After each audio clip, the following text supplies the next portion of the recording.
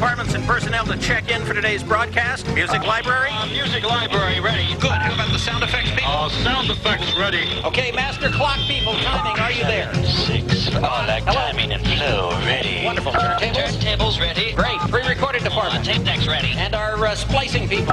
Dubbing and editing ready. Perfect. And ready. Dubbing and enough. ready. Hold it already. Special effects, are you there? Special effects ready. Thank you, special effects. Special voice effects? Boxes ready. Oh, that's wonderful. How about the sales department? Are you there? Marketing and sales ready. Thank you. Okay, engineering department. Are you there? Engineering department, stand by. Stand by. We're on the air in a minute. Engineering ready. Thank you very much. B-Duke department, please. Thank you, John Paul George and Randy. Okay, prepare to fade down the musical background as we go to the 10-second countdown for the Tom Leykis show. Thank you. We are 10 seconds away from the start of the Tom Leykis show. All departments, all personnel, stand by. The Tom Leykis show is about to go on the air. At 3 seconds, we will go to silence, and then we will cue the opening theme for the Tom Leykis show. Stand by. Cue the theme.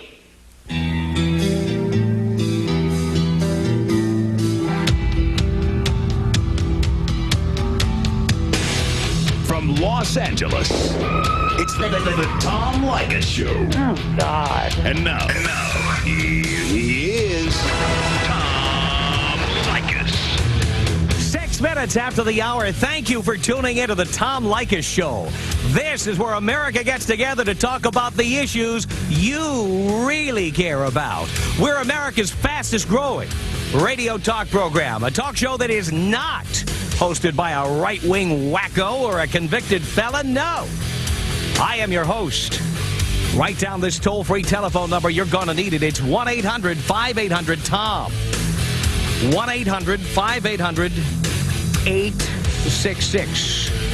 Thank you so much for tuning into our program. And I might tell you before we get started with this hour that we are being simulcast on C-SPAN, which is a cable network that broadcasts a variety of political speeches, the House of Representatives.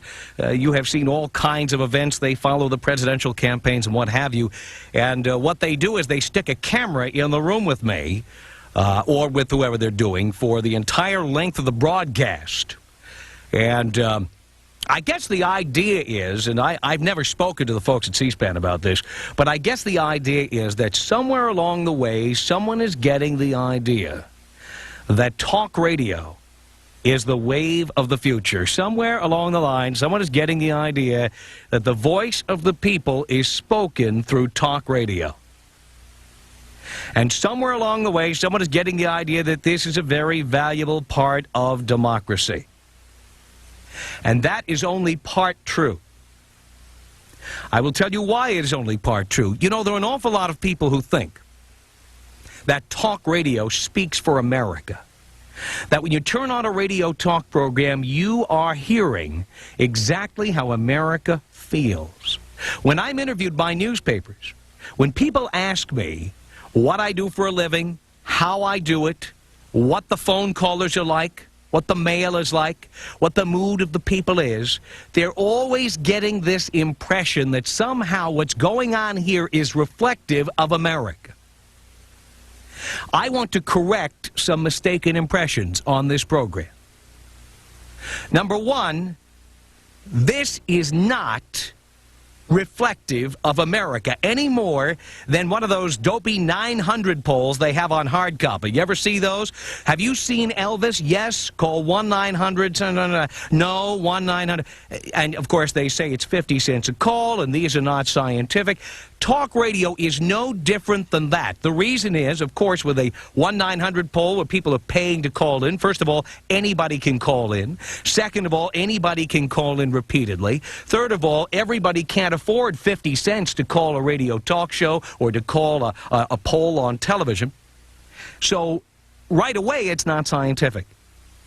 What gives anybody the idea that talk radio is any more democratic than one of these dopey tabloid polls?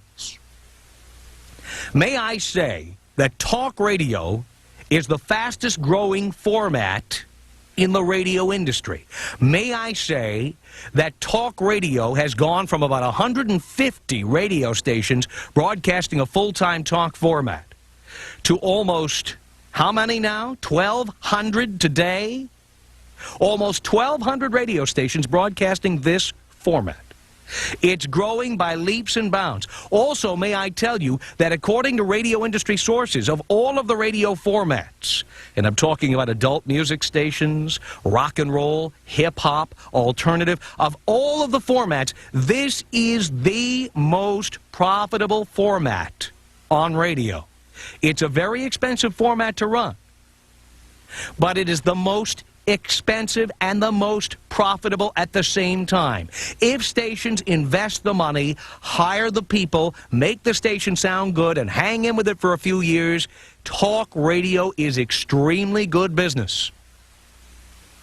Having gotten that out of the way, as the third largest radio format in America, what percentage of radio listenership goes to talk radio? Of all of the formats on the radio.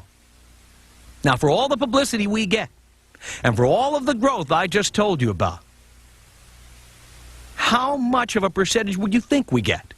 50%, right? 60%. 70%, right?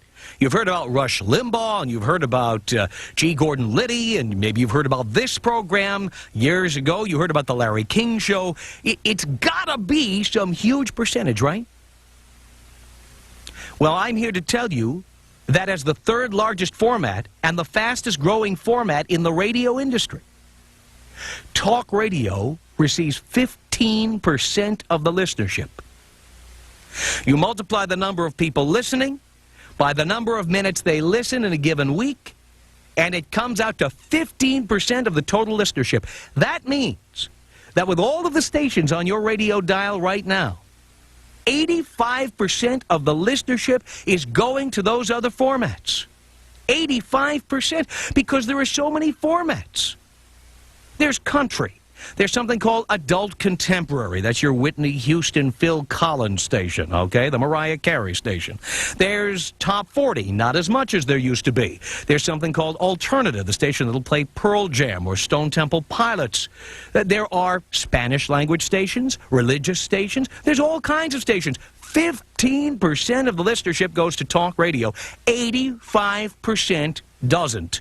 Now, I say this for a reason. Because when 85% of the listening is not done to talk radio stations, how representative are the callers who call talk shows? Talk radio is not reflective of America. Talk radio is an accurate reflection of the people who listen to it. A largely white, more than likely male, largely over 40 audience. That's who's listening. That's who's calling. That's who you are hearing from. It does not represent people of color. It does not represent liberals. It does not represent, I say it doesn't represent, well, women. You don't hear a lot of female voices at the microphone, and you don't hear a lot of female voices calling in. Now, how can anybody listen to that and say that it is somehow representative of America? It is not representative of America. What it is representative of a very vocal and politically active minority. One that you have to pay attention to, but certainly not the majority of people who live in America. Most of the people listening to me right now and watching on television have never even tried to call in on a radio talk program like this one. And what is frustrating to me is that people listening to talk radio and hearing the older, white, male voices who tend to call every single show are under the impression that America has become a right-wing, very conservative place. I aim to prove to you during this broadcast that America is not as conservative as people say it is.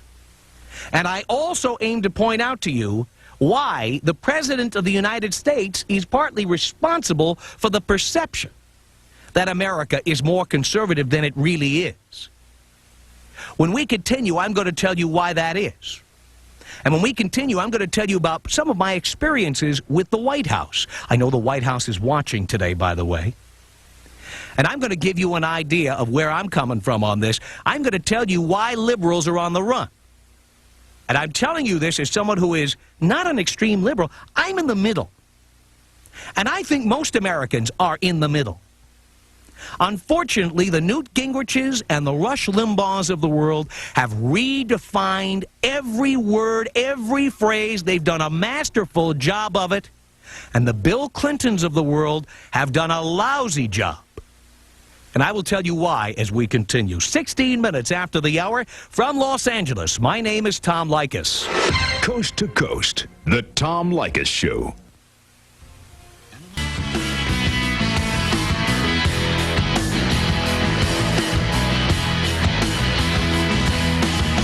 Minutes after the hour. Coast to Coast, it's the Tom Leykis Show. Thanks for tuning in.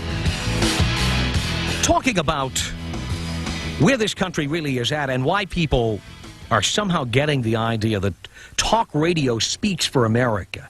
That talk radio somehow is representative of the masses. A medium that is largely devoid of women, people of color, liberals. How can it speak for America? It speaks for older, white, suburban, male America. And anyone who listens to this medium and says, I'm getting the whole picture, is a fool. May I say that? And that is my fear about all the focus on talk radio. Let me read to you some statistics from last week's Time magazine. They commissioned a survey. And this was a poll of 800 adult Americans taken by Yankelevich Partners back in the first week of December. And a bunch of questions were asked. And, of course, as you hear Newt Gingrich talking about the contract with America and how everybody wants the balanced budget amendment, the line item veto, welfare reform, et cetera, tax cuts for families, and the fact that Republicans got elected to office somehow means that we all signed on to this. May I read to you some of these statistics from this survey in Time magazine? Question: is it fair to cut off government payments to people who've been on welfare for 2 years, even if they have no other source of income?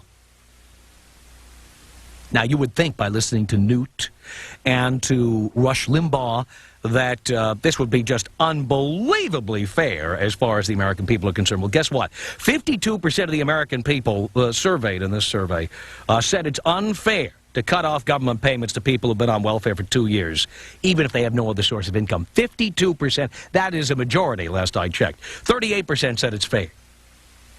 Here's another question. Should welfare reform start saving taxpayers money immediately?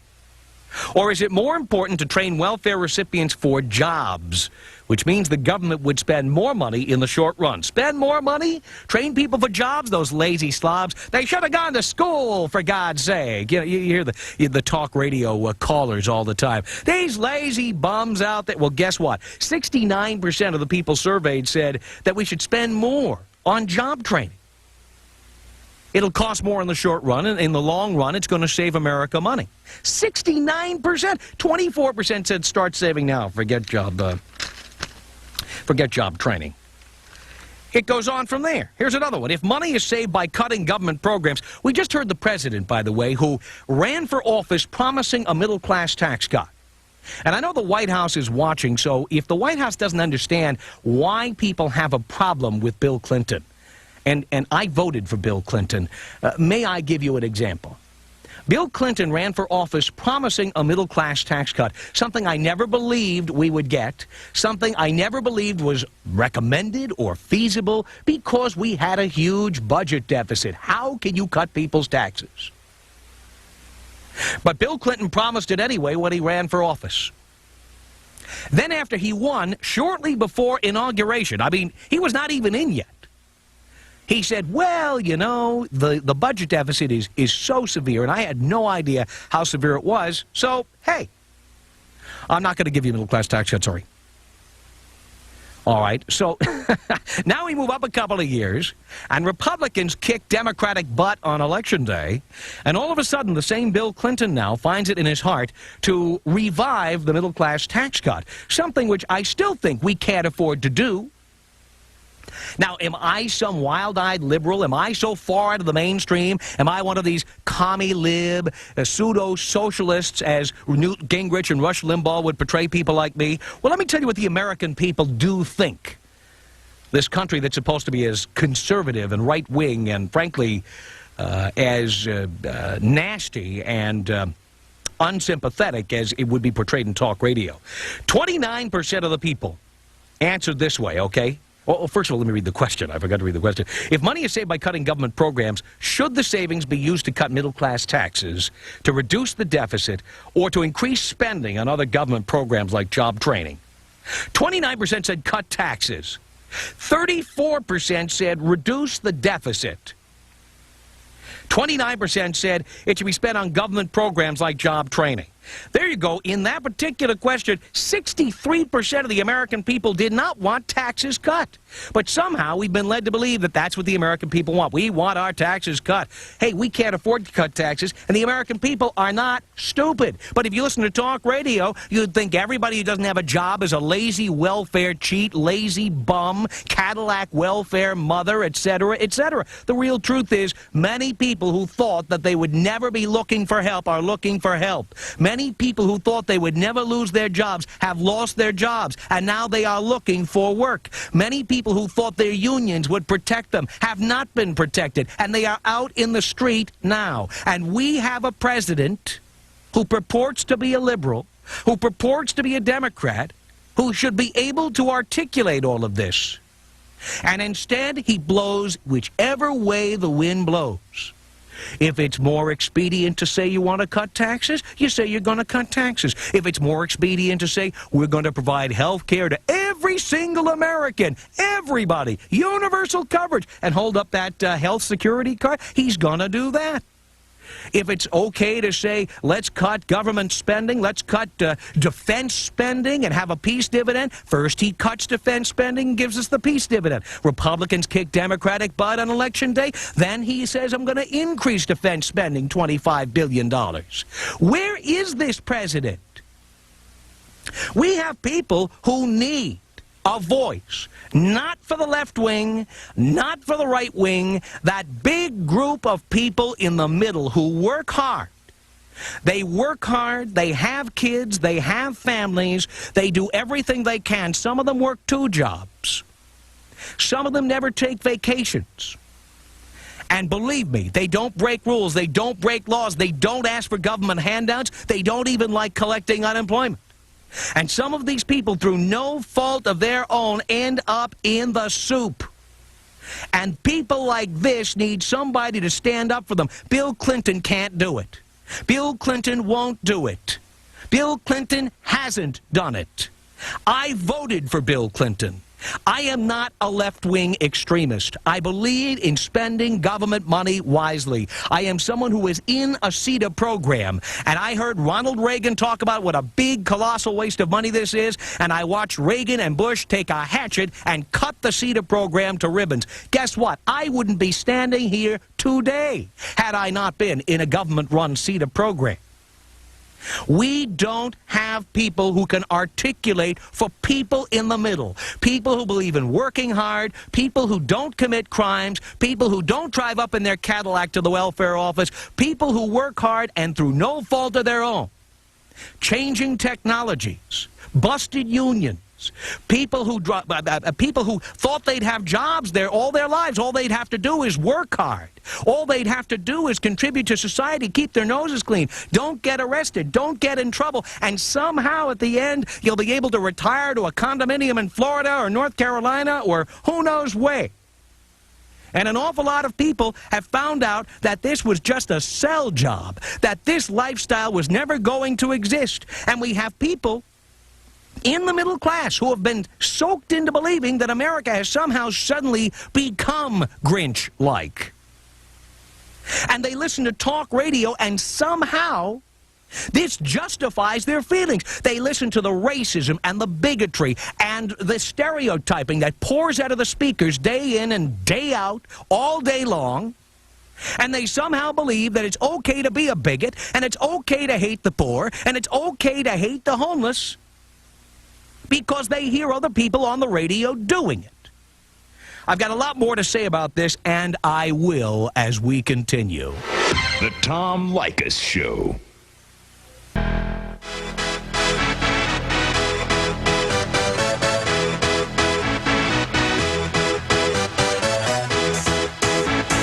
Broadcasting from our nation's capital, Los Angeles, California. You're listening to the Tom Leykis Show. Y'all ready for this?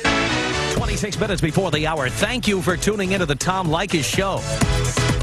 This is where we talk about the issues you really care about. Coast to coast from Los Angeles. And toll free at 1-800-5800-TOM. We're a new radio program. We've been on the air since May. And we are being simulcast today on C-SPAN. You can see us just by doing some channel surfing. And please, I want to just say this. Do not call up and go, hello, I'm in Topeka, Kansas, and I was wondering what channel C-SPAN is on my cable. I have Dimension cable. You know what I'm saying? Don't do that. Because we don't know, okay? I mean, we're here in Los Angeles, and this is where we do the show. So we do not know about your cable company. Just what you do is, and I want to recommend this to the women out there who hate channel surfing. One thing men do, I think, have the edge on, is they know how to take that remote control, like this one I have right next to me here, and they know just how to go zap, zap, zap, zap, zap, until you will find C-SPAN. You might have to go through 40 or 50 channels, but you will find us. Anyway, I'm talking about Republicans and Democrats and some of the problems that the Democratic Party seems to be running into. Because the Democratic Party clearly is not doing a very good job of articulating the problems of people who work. And I must tell you that we have spent an awful lot of time trying to get the President of the United States on our program. May I say our show is broadcast on 110 stations across the country. May I say that we are heard in some of the biggest radio markets in America: Los Angeles, Chicago, San Francisco, Detroit on WXYT, Seattle on KIRO FM. We are heard all over America. And we have contacted the White House repeatedly. I have heard the president, and again, I know they're watching at the White House. That's the great thing about being on C-SPAN, because finally I get to say this to somebody who isn't listening to me over at the White House, okay? Let me just say this. We have tried to get President Clinton on this program. Do I agree with everything the president has said or done? No. I have taken the president to task on a variety of issues. Most importantly, I have taken him to task for collapsing like a house of cards on issues like gays in the military, on issues like the middle-class tax cut, which I wasn't in favor of to begin with, but it shouldn't have been promised, etc. But guess what? I'm one of the few radio talk show hosts who voted for Bill Clinton. I am one of the few radio talk show hosts who comes from a working family. And I will tell you about my family in a moment. I am one of the few people who would give him a fair shot on the air. And may I say, we have contacted the White House repeatedly. And how repeatedly? Well, let me show you how repeatedly we have contacted the White House. We have got a variety of faxes that we have sent to the White House. Our show went on the air nationally May 9th, 1994. Here is a fax dated May 13th, 1994. It was addressed to Richard Strauss and Mark Guerin at the White House. And the letter says, I just wanted to introduce myself and my new position as producer of the Tom Leykis Show. We're a brand new show, and we want to make ourselves known to the White House. Here's some information about the show, and it goes on to give some self-serving information about the program. That was 4 days after we went on the air. This was faxed. By the way, the White House says they never received this fax. It was sent to their private fax number. Here's another one dated June 16th. A letter from our producer, Eric Braverman, saying, I just wanted to update you on the Tom Leykis Show. We've been on the air since May 9th, and we're now at approximately 50 stations. We are considered one of the fastest-growing radio talk shows in America. Here is a fax dated July 6th, 1994, to Richard Strauss at President Clinton's radio press office. Richard, I know it's early, but I wanted to plant a seed regarding the elections coming up later this year. Please keep the Tom Leykis Show in mind when planning talk show appearances in relation to the election. Here is another one, sent on November 8th, 1994. This is to Richard Strauss. We are interested in interviewing President Clinton briefly on the Tom Leykis Show in the next couple of days. The subject of the show is going to center on the election results from around the country. It would be a very brief interview and to the point, and by the way, done by telephone. May I tell you that we have faxed the White House repeatedly. We have called the White House repeatedly. And we have gotten nowhere in regard to getting not just the president, but the vice president, Mrs. Clinton, or just about any other senior White House official on the program. Now, that's okay, because may I say it would be very self-serving for me to think that the president is going to take time out to spend time on my radio program. That's fine. But then we hear people at the White House burbling about how there is this relentless drumbeat of negativism in talk radio. How Rush Limbaugh has 3 unexpurgated hours every day to bash the president, and how the president never gets an opportunity to respond. That is a lie. The president has not only had an opportunity to respond on this program, but various radio talk programs around the country, and the White House has been arrogant, difficult, and frankly unresponsive. I said this on the air a couple of weeks ago, and we got a real fast phone call back from Richard Strauss at the White House, who runs the radio office there, who proceeded to tell us we'd only called him maybe twice since we went on the air in May, and who told us that he hadn't seen any of our faxes when we'd sent a lot of faxes to the White House. But again, it is not just this show, it is plenty of shows. The president has had numerous opportunities to come on the air. But I want to tell you something. Republicans know how to do it. I am speaking as someone who voted for the president. Republicans know how to do it. Newt Gingrich knows how to do it. Congressman Bob Dornan of California knows how to do it. Various Republicans know how to do it. They don't get on the phone with talk radio producers and say, hi, who are the other guests on the show? What are the questions going to be? Who is the host? What is his opinion about that? They don't do that. They come on the air like pit bulls, and if they are challenged by a host, they're going to come on and respond back. The Democrats we have dealt with, and we have tried repeatedly to deal with the Democratic Party, they don't want to come on without making all kinds of conditions, without putting all kinds of prerequisites on us, and we don't do the show that way. We don't, we won't, we haven't. And so what's the result? The result is, on our show, where the president might get the fairest interview, and there are other shows like this one, he won't come on. He won't come on. The vice president, we don't hear anything about him. We don't hear anything about Mrs. Clinton, nothing. So that's okay, because the president is a busy man, and I understand that he just can't respond to every interview request. But let me tell you this. Don't complain about the drumbeat of negativism on talk radio. The White House has been unresponsive to this program and other programs, period.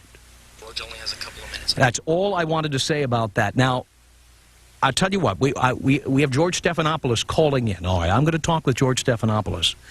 But when we are finished, I want to tell you, since the president, in my opinion, is unable to articulate the problems of the real working person, I am going to tell you about the problems of a real working person coming up. George Stephanopoulos joining us from, I assume, the White House. Thank you for calling in. We appreciate it. Do I have him on the right line? Just took another call. Tom, how are you? All right, I'm doing just fine. George, how are you? I'm doing great. What can we do for you? First of all, I just had to listen to your whine, so it wasn't that great. But you had to listen to me whine? First of all, I should say, if you never got your calls answered, that's a mistake, and it's stupid of us, because we have tried to do an awful lot of talk radio. In fact, the president had the first radio talk show briefing ever from the White House back here when we were introducing health care, and 160 radio talk show hosts were on. We've had 60 talk show hosts talk the day after the briefing, and we've tried to do an awful lot of talk radio, and I feel bad that we haven't gotten enough people on your show. That's a mistake, and that's pretty stupid. But I guess what bothers me more is your conviction, and I guess it's heartfelt conviction, that the president hasn't been in here every day standing up for the middle class, the people that you were talking about who work hard every single day. Because I think if you look at the president's record, and I'd be the first to admit that maybe we haven't done a good enough job at getting that record out, you see it's a pretty consistent record of standing up for middle class people, whether it's looking first and foremost at the economic plan. The economy under this president has been the strongest economy in 30 years. It's created over 5.5 million jobs. He's cut government spending. He's help turn the economy around by making the tough choices to bring down the deficit. And he's done an awful lot for working people, whether it's through expanding the student loan program, expanding other education programs, expanding the national service program, expanding the kind of job training that you're talking about, and you were exactly right, that the Republicans cut it for the 12 years before we got here, working hard to make sure we have Head Start and immunization programs for poor kids, and probably one of the biggest tax cuts for working people ever passed, which was the Earned Income Tax Credit, which provided a tax cut of $1,000 for 15 million families earning under $25,000 a year. I know what it was. So, you know, we feel pretty good about the start we've made at helping working people. We feel we have to do a lot more, and because the deficit's come down, because we've cut spending, we think it's okay now to make sure that the middle class get some of the benefits of that reduced spending in a tax cut. But wait a minute. The country still has a budget deficit, as I understand, hovering a little bit over $200 billion. Actually, it's under $200 billion. Under $200 billion? Year it'll be under $200 billion, but under about $170. $170 billion. How can we afford to give anything back? If we're going to cut spending, why not just cut spending? Why give the money back, especially when you look at that Time magazine survey that says that people are not even looking for tax cuts? The conservatives bullied you guys into a corner into believing we want our taxes cut, that we don't want our taxes cut. We want the budget deficit to go down, and the Clinton administration, at least for a while, seemed to be doing that. You can't tell me that this is what the American people want. How all of a sudden can you say, when you still have a $170 billion budget deficit, that now we can afford to give money back? We are still in the hole, George. Well, there's no question there still is some debt, but the president's cut the deficit in half, number one. And the president believes that people ought to get some of the benefits when you cut government down. It's not enough just to throw it away. You're not throwing it away. You're cutting down the budget deficit. You're not throwing it away, though. And we are bringing down the budget deficit, but you can do both. And that's exactly what the president's done. How do you do that, though? Here's how you do it. You cut taxes, but you make sure you pay for it.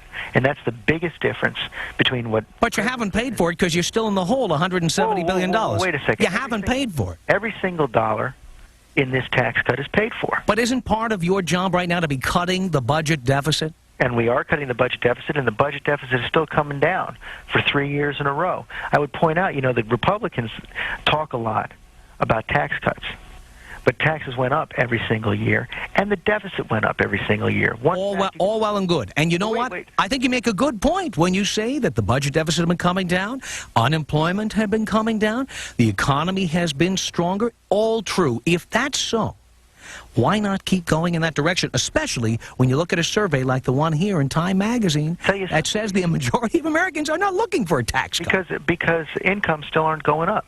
And a lot of those people you were talking about, who work 2 jobs, who don't get enough sleep, who can't take a vacation, can use a little bit of extra money to help care for their kids, to help pay for an education. Look at the ideas. People who don't make money, wait a minute, people who can't make a living don't benefit from tax cuts. Let me tell you something, George. But we're talking about working people. I want to talk about a working person to you for a second. My father is 62 years old. He worked for 43 years for the New York Post newspaper in New York City. Rupert Murdoch, who has just offered a $4 million advance to the incoming Speaker of the House, Newt Gingrich, who is, by the way, in the process of considering whether or not foreign ownership of American and television and radio stations ought to be allowed. They want to lift all the restrictions on it, the Republicans. I know that. But my dad, who had his union busted, is sitting home with cancer. He can't get a job. He works part-time in a liquor store. This is a man with 43 years of experience, much of it managerial at a newspaper. Tax cuts don't do him any good. He can't pay for his health insurance, and not only can he not pay for his health insurance, he can't pay the bills. You can cut taxes all you like. These are the people. This is a working person who will not benefit, and the president doesn't understand that there's a lot of people out there like my father, and that is what the American people need, is someone who can articulate this kind of thing, and the president doesn't do it. That's just not true. Nobody's done more to make sure that people understand the kinds of opportunities we have to provide than President Clinton. And if you look at the kinds of programs he's talked about, whether it's preserving Medicare, preserving disability programs, preserving the unemployment system, making sure that people have adequate job training. I feel your dad is in a tough situation, and it's a horrible situation. You think he's the only one? You think he's a small minority? I don't think he's a small minority. Tax cuts don't do people like my father any good. And tax cuts aren't the only answer, but they're part of the answer. All right, George, I hate to interrupt, but I have to take a break here. If you can stay, great. If you got to go, I understand, and I thank you for calling in. Stay tuned. We will continue. This is the Tom Leykis Show. Even on Christmas, man sends mom a gift. Gift arrives on time. Man has new nightmare. Goes to office Christmas party. Has underwear. Express mail from the U.S. Postal Service. We deliver overnight for you. With gifts for the whole family, low prices, and extra special values throughout the store, Kmart makes holiday shopping...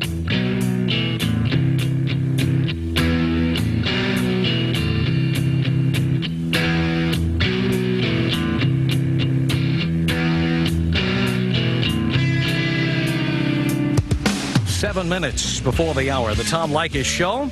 George Stephanopoulos is still with us on the phone. Thanks for hanging in there, George. It's okay. Was there something else you wanted to say? Because I want to give you the last word here. No, go for it. Ask a question.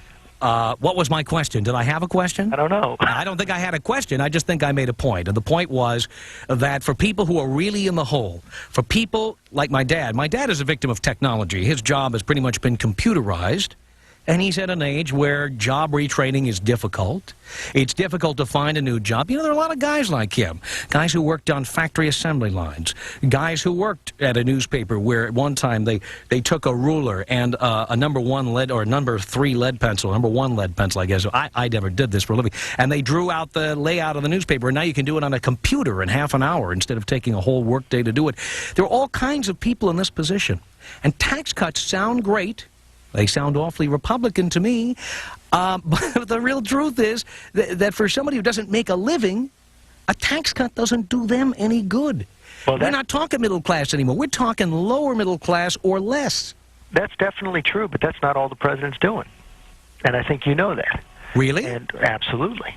If you look at what the president's done, if you look at the training programs he's put in place, and you're probably right, for your dad at his age, it's a lot tougher. And we just have to make sure we have a strong safety net in the country for people who have disabilities, for people who have illnesses, for people who can't get another job, to make sure that they still are taken care of. And under the president's budget, that all happens. I'll tell you one thing, under the contract with America that the Republicans are pushing, that safety net is gone. It is long gone. And you've got the president in there fighting for it. Everything is a matter of choices. Everything is a matter of alternatives. But you can't reduce the president's entire program to tax cuts. I'm real short on time, George. I'm going to ask you one final question real quickly now. $25 billion in new defense spending. How is that going to help the middle class? We need a strong America. We need to make sure that our military forces are ready and secure. And didn't the president just cut defense spending in the last 2 years? The defense spending has been going down, as you know, ever since the Berlin Wall came down, ever since the end of the Cold War. And now it's going back up. I'm out of time, George, but I really appreciate you being with us, and I really appreciate you taking the time, but we're out of time. Thank you. You're listening to the Tom Leykis Show. Alka-Seltzer or... In actuality, we were out of time for this segment of the show. We were not out of time totally for the day, but by the time we get back from the news, George will be gone.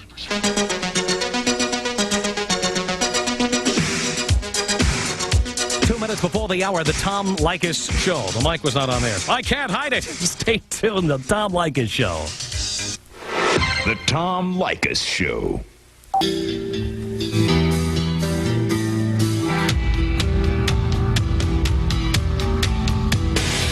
From Los Angeles, it's the Tom Leykis Show. Oh, God. And now, he is Tom Leykis. 6 minutes after the hour, thank you for tuning into the Tom Leykis Show. This is where America gets together to talk about the issues you really care about. This is America's fastest growing radio talk program, a talk show that is not hosted by the usual gang of right-wing wackos or convicted felons. No. I am your host. Write down our toll-free telephone number. You're going to need it. It's 1-800-5800-TOM. 1-800-5800-866. Thank you so much for tuning in. If you are listening to our broadcast live, we are being simulcast on C-SPAN, so you can just do a little channel flipping, and you will find us on television right now, as a matter of fact. There I am. Hi. Yeah, okay, fine. Get that out of the way. Had to get that out of the way somewhere here. Thank you for tuning in. I wanted to talk a little bit about this Newt Gingrich deal, and also a little bit about Democrats and why they have done a lousy job of telling us what they stand for and who they are. They've been bullied by conservatives, whether it be talk show hosts or incoming speakers of the House. They just are not, it seems to me, able to articulate a position. They're not able to articulate on behalf of the people who Democrats once stood for, which was working people. If you're not working, a tax cut doesn't do you any good. Period. You're not paying any taxes. There's no job. My dad doesn't need a tax cut. Know why? He didn't have a job. He didn't have a pension. He has a pension. It's like that, okay? He didn't have any investments in mutual funds, very few interest in things like stocks or bonds. He's got a mortgage. He's got a second mortgage. He's got bills, bills, bills. He had cancer surgery a couple of years ago. It's always a risk that cancer could come back. My dad worked at a newspaper for the better part of 43 years, the New York Post. He was the unit manager of the newspaper guild of the New York Post. Okay, so he was like, he was the union guy. And the New York Post was always, it seemed to be, teetering on the brink of extinction. And somehow it always survived. First under an owner named Dorothy Schiff, and then under Rupert Murdoch, who bought the paper in 1976. And then again under a fellow named Peter Calico. It just went on and on and on. And it seemed that my dad was always involved in union negotiations where the end was near. And somehow the newspaper always survived. Well, Rupert Murdoch bought the newspaper back from a bankrupt Peter Calico. And my dad, many times as a union guy, agreed to defer raises, and instead of raises, agreed to take increases in his severance pay that he'd get somewhere down the road. Well, let me put this in brief for you. Peter Calico, the former owner of the New York Post, filed for bankruptcy. And by the way, even though he filed for bankruptcy, part of our wacky bankruptcy laws in America mean that, well, even though you claim to be bankrupt, at least on paper, you get to keep things like your cars, your houses. Peter Calico, if I recall correctly, owned 22 cars, got to keep them all. House in Montauk Point, Long Island. Oh, yes. But he's bankrupt, folks. And that seemed awfully peculiar at the time, but not nearly as peculiar as when Rupert Murdoch blew out my dad's union. Just blew them out. Boom. Blew them out. And when they got blown out, my dad was expecting to get somewhere in the vicinity of $95,000 in severance pay for 43 years of service. And instead of getting that, he was told that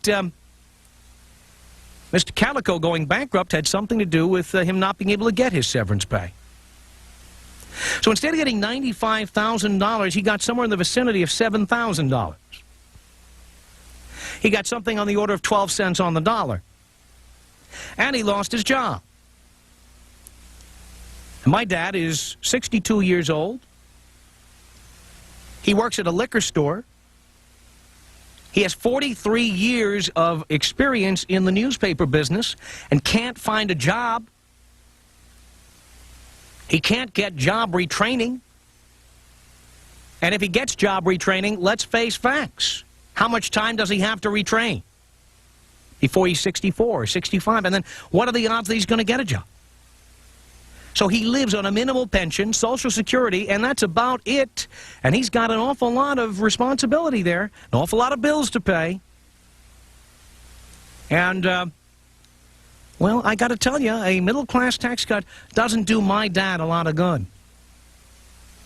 And I know my dad's not the only one. Let me just say this. I am not saying this because I feel persecuted. My family is persecuted. Oh, no. My family's not the only one. There are many people like my dad who were union employees in the 40s, the 50s, the 60s. People who worked hard. People who thought you went to the assembly line every day, you did a day's work, you kept your nose clean, and one day you get to retire, make a little pension money, got a little something put away, you get your severance pay. And there's an awful lot of people, whether they be at newspapers, whether they be on assembly lines, wherever they are. My dad was one of only 300 people who lost their jobs. May I say that a lot of these people thought they were going to be retiring to Miami or something. And where are they now? They're like my dad. They're working at a liquor store for a few bucks an hour, hoping somebody will hear about their plight. And here is the president who is supposed to represent the working man, and my dad was a working man, let me tell you, for 43 years at the same place. Middle-class tax cut isn't doing him a whole hell of a lot of good. Giving him a tax deduction on college tuition, it's a little late.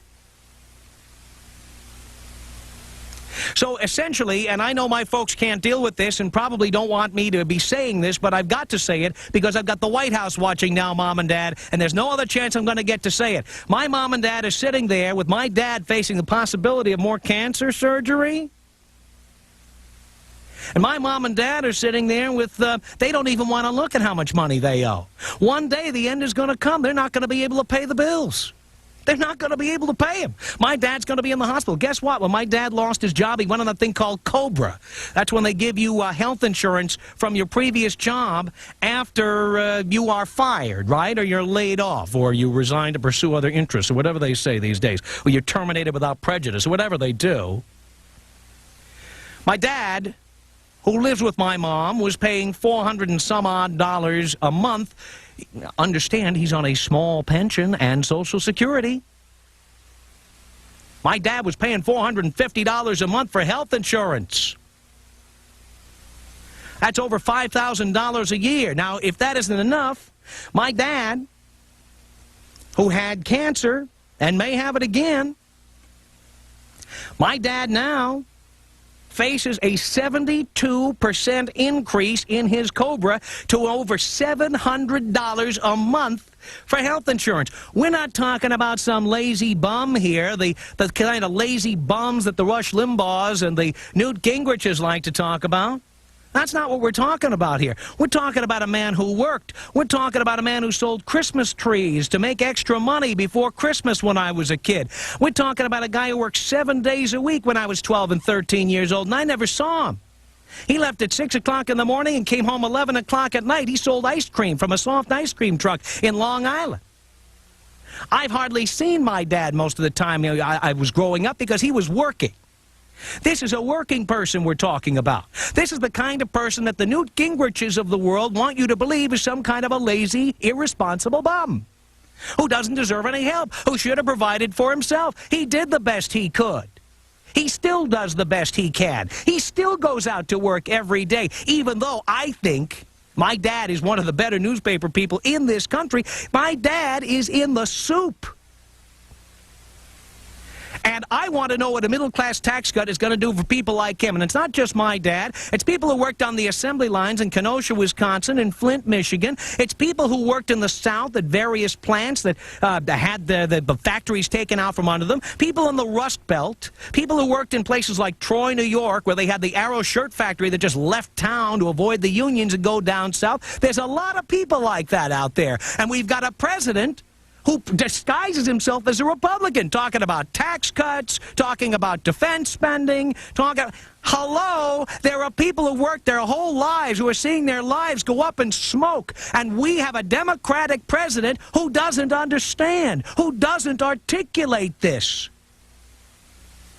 All he's concerned about is getting reelected in 1996. Let me tell you something. If you don't start being true to the people who elected you, if you don't start being true to the working people of America, even they are going to abandon you. Do you think people who support Newt Gingrich are going to vote for Bill Clinton? Give it up. You might as well be what you are, Bill Clinton. You might as well be a Democrat. I am not, by the way, a Democrat or a Republican. I'm in that big middle. But I got to tell you something. I am getting awfully frustrated with the fact that Republicans are doing a better job of PR than Democrats, who are always hiding behind the skirts of flax and PR people, and they have layers and layers of George Stephanopoulos' and Dee Dee Meyers and Richard Strauss's who call in and answer for the president. The president doesn't answer for himself, and I'm not trying to bait the president to call in. I'm just saying, when we want a Republican, just get on the phone. I interviewed Newt. I had him on. Bob Dornan, we have his home phone number. You call Bob at home. He'll come on the program. What a shame that people who represent the interests of working class Americans, people who don't think that everybody who's out of a job is a lazy bum, what a shame that politicians like that feel compelled to say, who's going to be on the show with him? Well, what's the opinion of the host? Well, he's going to be busy. Why don't we send Joe Blow, who you've never heard of, to come on, and he can answer for the senator, for the president, for the head of the Democratic Party, for, please. And I want to say one more thing, speaking of Rupert Murdoch, and this brings me to a story that came out today. You may not be aware of this because it's kind of a media story, and it probably stays on the business pages of your newspaper. The aforementioned Rupert Murdoch, who owns TV Guide and the Fox television networks, and used to own the Star, Star magazine, and he owns Current Affair and The Simpsons and all these different shows. Rupert Murdoch also owns a publishing company. Did you know that? Yes, he does. HarperCollins. It's a book publisher. Now, why is that relevant? Well, let me tell you why. A number of folks have noticed and brought to the attention of the Federal Communications Commission that the television stations that are run by Fox television stations are not owned by America or Americans. Do you know that a radio or television station cannot be more than 20% owned by a foreign person or a foreign entity? So in other words, if you come from England or Australia or Japan and you want to buy into a TV or radio station, you can't own more than 20% of it. Well, recently we find out that the Fox television stations are 99% or more owned by a company called News Corporation, or News America, which is an Australian corporation. Rupert Murdoch was from Australia. He's a naturalized American. So now you have an Australian company that is controlling a television network and several television stations, including the TV stations that broadcast, some of the stations that broadcast NFL football on Sunday, okay? Well, an investigation has been launched into this to find out if that's really true, that it is controlled by an Australian corporation, the Fox television network. And isn't it interesting, today we find out that the same Rupert Murdoch, who's being investigated by the Federal Communications Commission, offers a $4 million, $4.5 million advance to write a book for HarperCollins too. Dun, dun, dun, dun, dun, dun, dun. Newt Gingrich, the incoming Speaker of the House, and someone who has to oversee whether foreign ownership of American television and radio stations is a good thing. So here you have, and this is very interesting, here you have Republicans talking about all those darn foreigners who are coming in here and snatching up all the real estate and taking all our welfare and all that. Meanwhile, a slick Australian, they're foreigners too, even though they speak English, by the way. A slick Australian named Rupert Murdoch slips in here, buys all these television stations under the name Fox Television Stations, or Fox Television Group, or News America, or News Corporation. And then we find out News Corporation is an Australian corporation. So there's an Australian company operating American licensed television stations, which appears to be in violation of the law. And now Newt Gingrich and the people in the House of Representatives, they've got to investigate this. So what happens? Suddenly, Newt is an author. Suddenly, he gets a $4.5 million advance to write a book. Is that an advance to write a book? Or is that a bribe? I'm just asking a question. And it's a question that the Rush Limbaughs of the world are not going to ask. Let me give you our telephone number. I think you might have some comments on some of the things we've had to say. It's toll-free from across North America. It's 1-800-5800-TOM. 1-800-5800-866. And when we come back, guess who? It's Republican Congressman Bob Dornan. So easily accessible. Just take the old dialing finger and dial up old B1 Bob. He's always out there. Now, if you want to reach the President of the United States, well, let's talk to 27 people up on. But you want to talk to B1 Bob or Newt Gingrich, they are available, let me tell you. All right, we'll have Bob with us and then some of your telephone calls coming up. 21 minutes after the hour, we are coast to coast from Los Angeles, both on the Westwood One Entertainment Radio Network and on C-SPAN. My name is Tom Leykis. Stay right there. Coast to Coast, the Tom Leykis Show.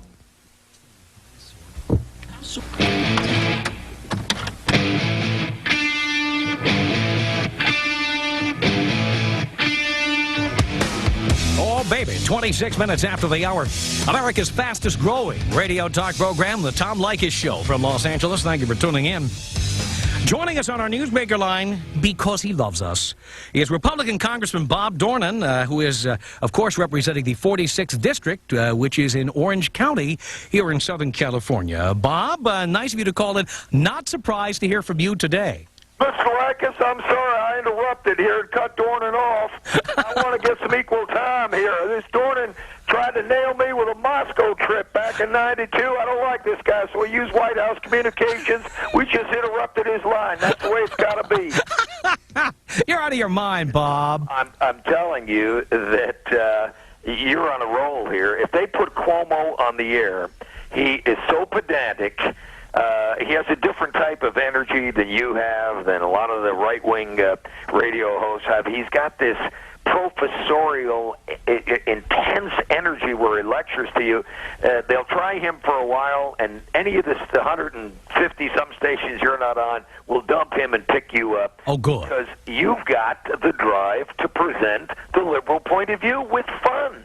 And with energy, and with a way that makes it palpable to people. They don't want to be lectured at. They want to have some fun while they're being informed.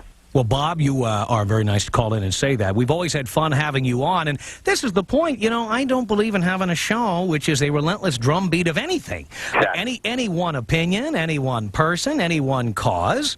You and I have done shows together for years, and my God, we don't agree on a lot politically, but I would never leave you out of the mix. Exactly. And you know, if somebody, like if I had a show right now, I would be after Bill Richardson, who's a liberal Democrat, a friend of mine, a good guy, and a super heart on all issues, human rights and civil rights. We went to Sarajevo together on the eve of the war starting a month later, and we were just heartbroken that there was no way to stop these people from going at one another. So here is Bill on a trip that I was asked to go on in North Korea.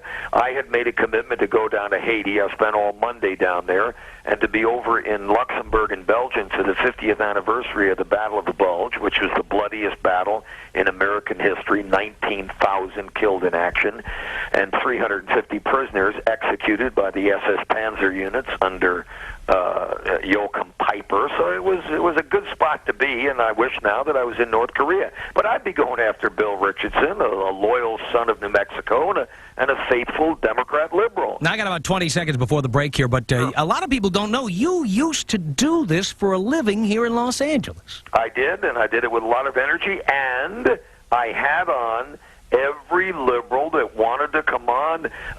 Jess Unruh, the late, great Big Daddy of Sacramento, used to come on all the time. We had a great friendship going. I put John Tunney on three times. I'll tell you what, Bob. We're going to take a break. Sure. But I want to come back, and among the other things I'm going to talk about are the contract with America and some other stuff. So stay right there. The Tom Leykis Show. Things I'm going to talk about are the contract with America and some other stuff. So stay right there. The Tom Leykis Show. If you suffer from painful itching and want immediate effective relief, here's important medical news. Gold Bond medicated anti-itch cream provides itch relief that starts to work on contact. And a recent clinical study showed at 10 minutes, Gold Bond cream provided more effective itch relief, better than Cortisone 10, Cordate, and Lanacaine.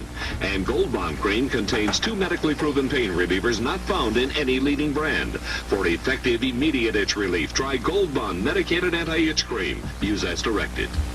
With gifts for the whole family, low prices, and extra special values throughout the store, Kmart makes holiday shopping extra easy.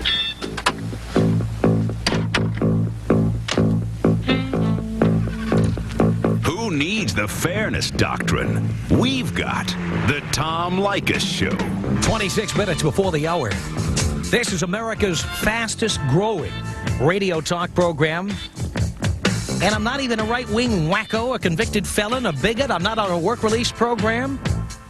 How the hell did this happen? 1-800-5800-TOM is our telephone number. We're talking with Republican Congressman Bob Dornan, who joins us from Virginia. And, Bob, you are still there. I want to talk. Dornan makes me sick. I'm going to have Hillary come over and kick his butt. Get off the line. You'll have your chance later. You're a nut. You're a nut. Serious stuff here. Contract with America. Now, you and I haven't had a chance to talk about this, okay? But here we have the contract with America, and I'm holding it right here in my hot little hand.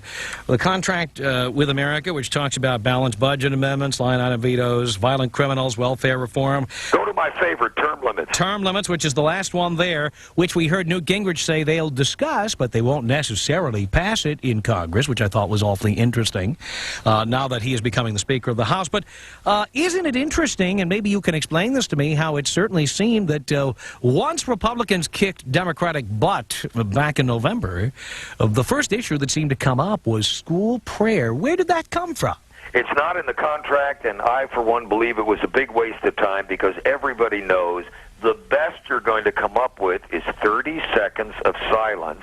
And if you're in a school district that's melting down with guns on campus and drugs everywhere, all that's going to happen is 30 seconds of checking out the newest chick in the school and everybody crossing their arms with their street symbols going 2-3 man from which street. It's not going to work. It's a waste of time, and it diverts us from things that really can help American families, like a huge exemption for children on your 1040 form.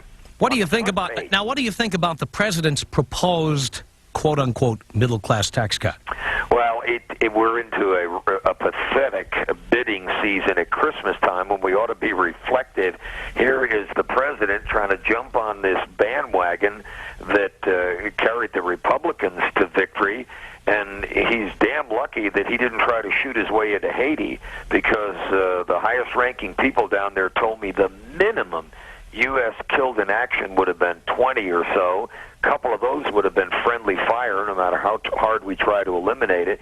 And I said, how many Haitians would have been killed? They said several hundred, and it would have been over in a day, but they said there still would have been several hundred deaths. How many would have been innocent people caught in the crossfire?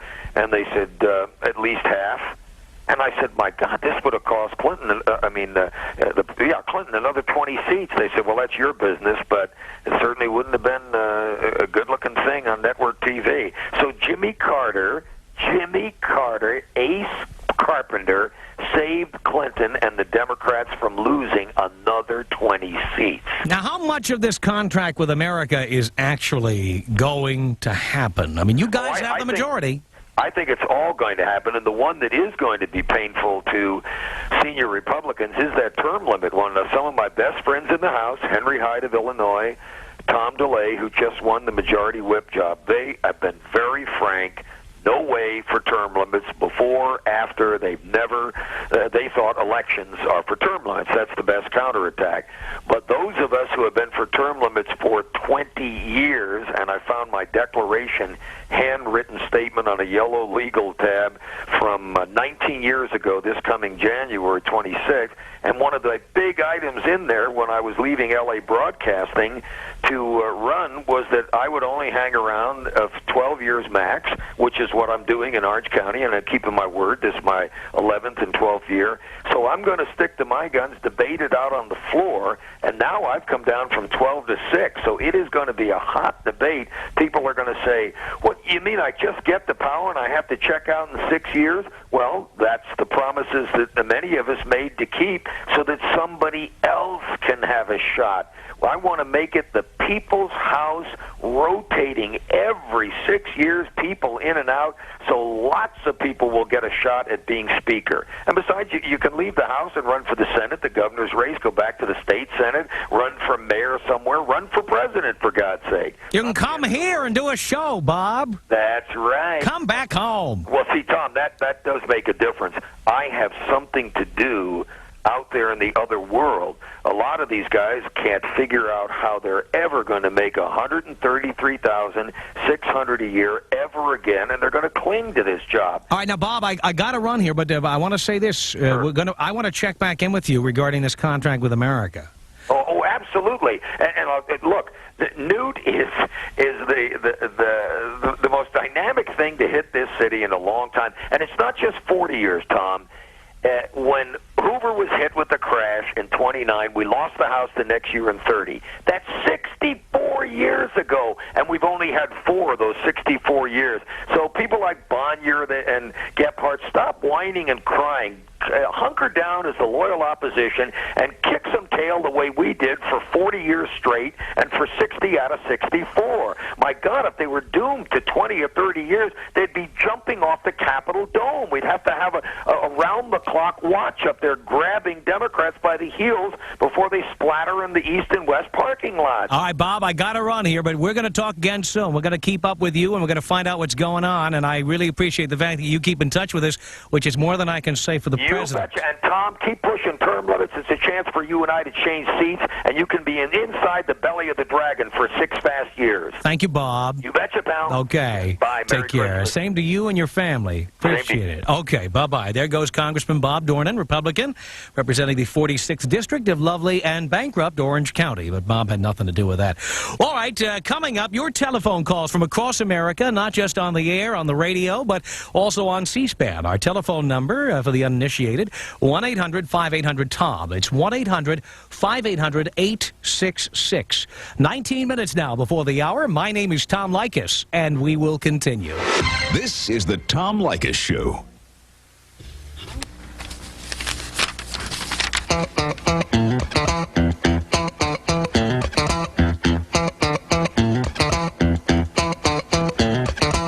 Minutes before the hour.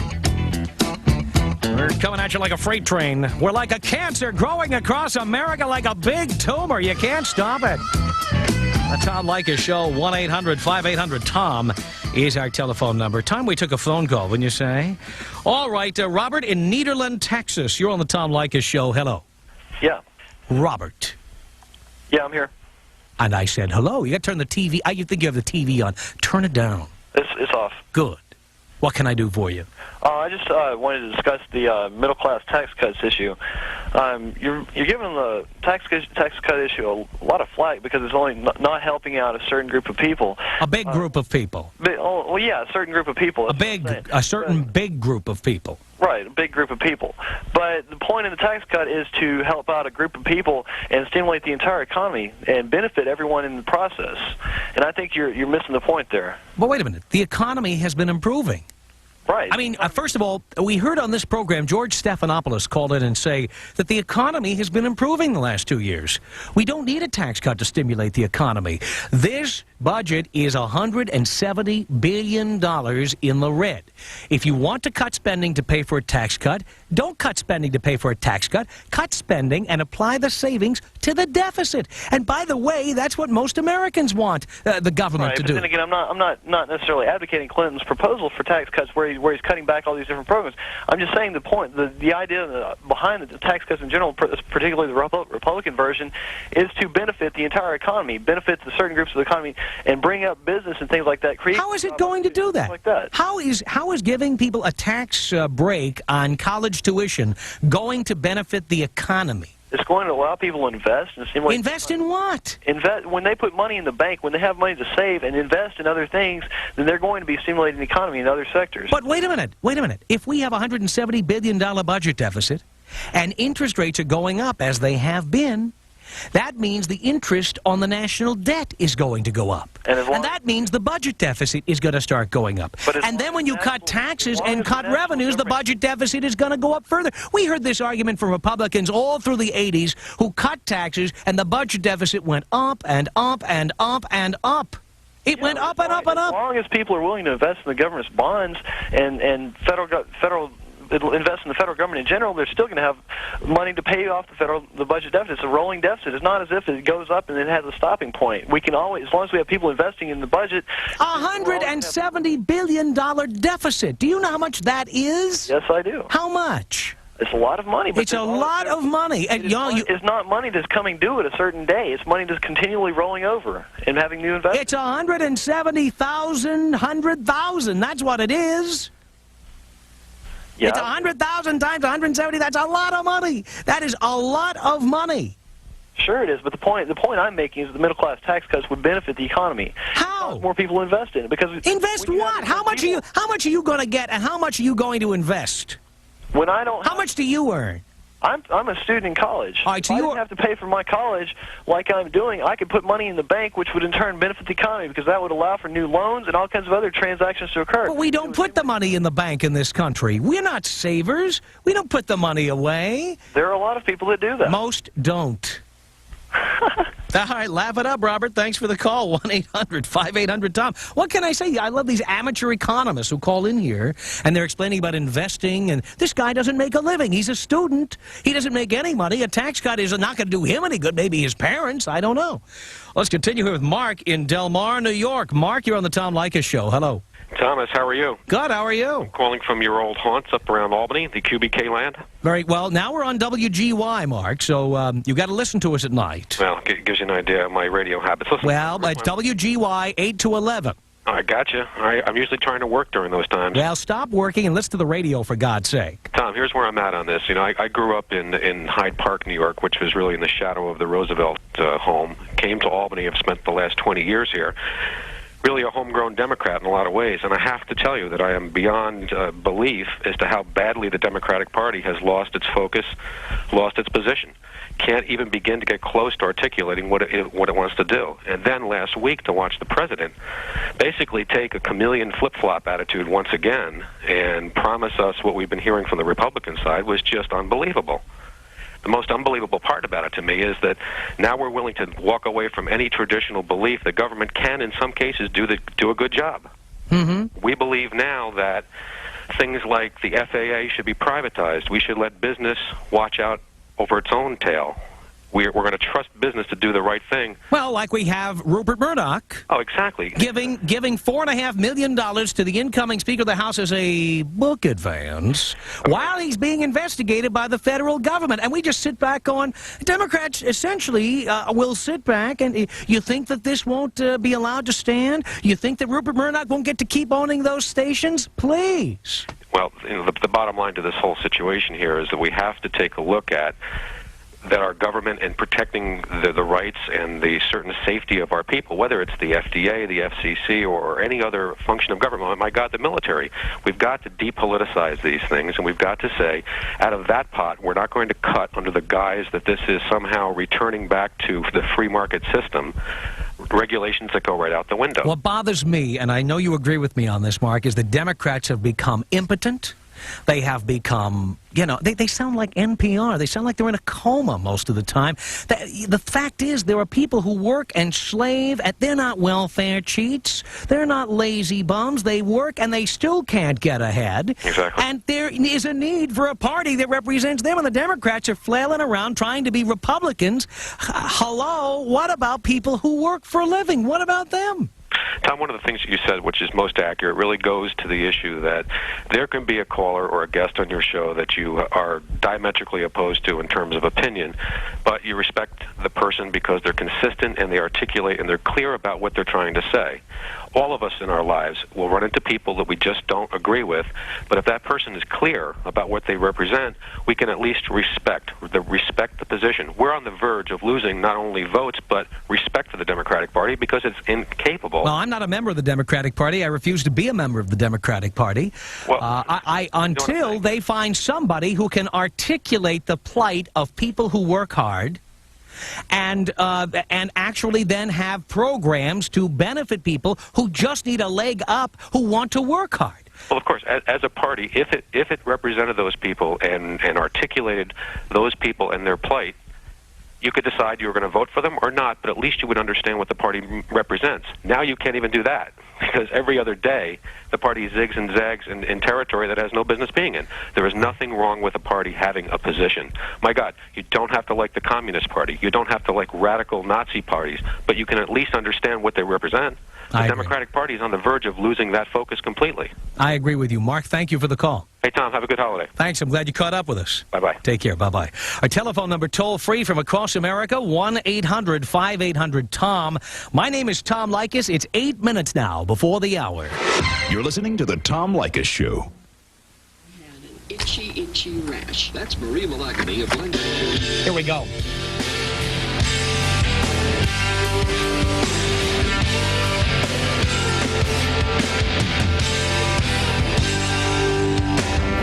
Minutes before the hour. This is America's fastest growing radio talk show from Los Angeles. It's the Tom Leykis Show.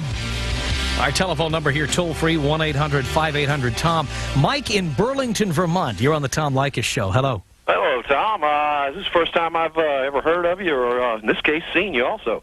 But I really like what you have to say. I mean, you've woken me up. I, too, for years voted Democrat. Vote Democrat for either the Congress or whoever was the better presidential candidate, just to keep them honest. I'm not a native Vermonter. I grew up 35 miles from Washington, and believe me, once they get inside the Beltway, by who constituents, it's like a little ego trip. Yeah. And it's not just Democrats, it's Republicans, conservatives, and them all. And I'm like you. My father worked all his life at a non-technical job. He's fortunate that he still has Social Security now, but I cannot see what the big hype is on this tax cut for myself, who am middle class. I can't see what I'm really going to splurge. I think it works out for me to about $127 a year. Ooh, invest that in America, will you, while you're out there? So. Ooh. I don't know. I don't see where people... I think I'm catching on to how the economy really works. Go out and buy a T-bill with that, huh, Mike? Invest in America. Yeah, you know, I've noticed it's not the politicians that control it. It's this thing called Federal Reserve. Who is Herb Greenspan? And why is Alan Greenspan. You mean Alan Greenspan? Yeah. I don't know who Herb Greenspan is, to be honest with you. But, you know, it's like, you know, to me, like you told previous call-in person, I would love to invest. I would love to sink thousands and thousands of dollars into a bank and reap in large interest. However, I have mortgage payments, car payments, and I like to eat, and it's just, you know, it's hard. That's right. And there's, you know, they talk about all the tax breaks and this and that, and when you really sit down and figure it out, you know, not to pick on anyone who's an economist, because I'm not. I'm just a taxpayer. I get paid twice a month. I have to pay my bills. I can't vote myself a pay increase. I can't say, well, I'm $200 in the hole in the bank account, so I'm going to cut my spending, but I'm going to give each of my children a check for $10. Yeah. You know, I just... It's not gonna, it doesn't work. It doesn't. No. It doesn't work. What we need in this country is job retraining. Yes. We need to take people who worked on factory assembly lines and worked, like my dad, at newspapers and worked in the fields at jobs that have been taken over by various kinds of farm machinery, and train people to do other things. Really? And we need the government to do that and to train people for jobs that are needed, jobs that will be there when they get out. Yes. Over 55 years ago, they had to do that when we were in the major world war. Increasing defense spending is not what we need to do right now. Cutting taxes for the middle class by offering tax breaks to people sending their kids to school, that is not what we need to do. We need to cut the budget deficit, and if we're going to be having any dividends here, we ought to be spending them to train people to be productive so they don't become welfare cheats and welfare queens and all of that. Mike, thank you very much for the call. The Tom Leykis Show. Coming up, We'll continue our conversation with you. By the way, if you're just tuning in, this is the Tom Leykis Show. We are here Monday through Friday talking about the issues you really care about. We're not only on radio, we're being seen on C-SPAN, on cable systems across North America. And we're going to continue our conversation about the Republicans and the Democrats. Why do the Republicans do a better job at public relations? And is Newt Gingrich being bribed by Rupert Murdoch? Let's talk it over on the Tom Leykis Show.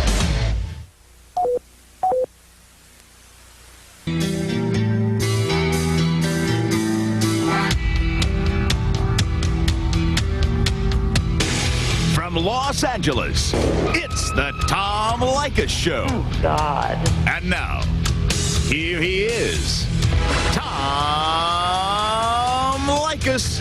6 minutes after the hour, thank you for tuning into the Tom Leykis Show. This is where America gets together to talk about the issues you really care about. We're America's fastest growing radio talk program, a radio talk show that is not hosted by the usual gang of right-wing wackos or convicted felons. No. Write down this toll-free telephone number. You're going to need it. It's 1-800-5800-TOM. 1-800-5800-866. Thank you for tuning in. Thanks for being with us. We are simulcast right now if you're listening to our show live, and some cities you may be hearing us on tape. But if you're listening live, turn on the TV. You'll know if it's live because we are on C-SPAN right now. And if you were watching live, you could see Ben Patrick Johnson, who is here in studio with us. He is the voice of our show. He usually does the voice on tape, but he is here live today. How are you? Stopping on down the studio just fine. Good to see you. I watched you at home on C-SPAN, flipping through cable. Oh, cool. In my underwear, and then got dressed and came in here. Technology is amazing, isn't it? It really is. We use this kind of as a personal messaging service. We're That's on right. Channel, I think it's on like channel 74 on my cable system. Well, I don't know where it is on mine. Way up there around like the Food Network and they FX. vary it. Way up the dial. They have to carry it, so they drop it way up at the upper end. That is exactly right. How's it going on Extra? Things are going great at Extra. We are having lots of fun. We're dark, which is the radio TV term for on tape for the holidays, so I'm kind of taking a break and relaxing. We've been getting a bunch of interviews with a bunch of stars and all the kind of things that we do on Extra out of the way. So we should say what Extra is. Extra is a new TV series this fall. It premiered in September. September 5th. And it's a new TV show that talks about the entertainment industry. It's seen all over the country. How many markets? It's all over, right? We are all over. Everywhere. All over. It's on everywhere. And you're on there doing interviews, and you are frequently the voice of various segments on the show. And are you having fun? Do you like TV? It's a lot of fun. TV is an adventure. As you know, I come from radio. I'm a radio child. Yes. And I've only been doing TV for about 6 months now. Extra is my first venture into television, out of talk radio, this form that we both know and love so well. And I won't say that it's been without its little bumps along the way, but for the most part, it's been a very educational and interesting trip. I understand. Well, it was nice of you to stop by and do the voice live today, because people are always asking about you, and they don't realize you're on TV. You're a TV guy. I'm a TV guy. Cool. Thanks, Good man. to be here. All right. Good to see you. Ben Patrick Johnson. Look for him on Extra, which is seen in your... Okay, it's usually on about 7:30. It's on. You turn on the TV, he's on somewhere. We are there. Yeah, absolutely.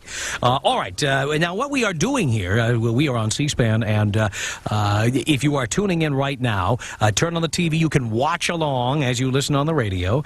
But I want to talk a bit about Newt Gingrich, because as you may have heard, Rupert Murdoch... $4.5 million book advance to Newt Gingrich, the incoming Speaker of the House, someone who has to preside over an investigation into, guess who? Rupert Murdoch, the guy who presides over a company called News Corporation of America that owns a company called Fox Television Stations, which owns a bunch of TV stations. And you may not know this, but if you're a foreigner or a foreign company, you're not supposed to own more than 20% of a television station or a radio station in the United States of America. Well, we recently come to find out there was an allegation, and apparently it's true. Well, now we have to find out whether anything's going to be done about it, that 99% or more of the Fox television stations are owned by News Corporation, which is an Australian company. And so now what we've got here is a situation where the federal government will investigate Rupert Murdoch, and he just so happened to discover that Newt Gingrich is one hot author. And so he just happened to dish off a $4.5 million check to old Newt.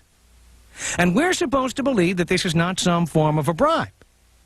We're supposed to believe that Newt Gingrich is the Sidney Sheldon of the 90s. And I happen to believe it's a bribe. That's what I think. And I'm wondering if Congress will just now, especially we're going to have a Republican majority, pro-business, I wonder if they're just going to roll over and say it's perfectly okay for foreign entities to come in here and own television and radio stations. These are the same people, by the way, the same Republicans who got elected with all kinds of hatred against foreigners, attacking people for being lazy bums who come in here and live off our welfare. And years ago, we're complaining that Arabs and the Japanese were coming into America, buying up real estate, buying up companies. These are the same people.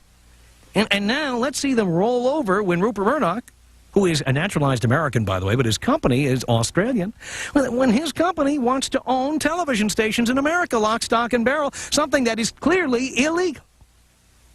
Let's see now if we're concerned about foreigners and their influence in America. Our telephone number toll-free from across America is 1-800-5800-TOM. 1-800-5800-866. 2 of your telephone calls. Let's go with this. Let's say hi here to Clark in Little Rock, Arkansas. Clark, you're on the Tom Leykis Show. Hey. Hello.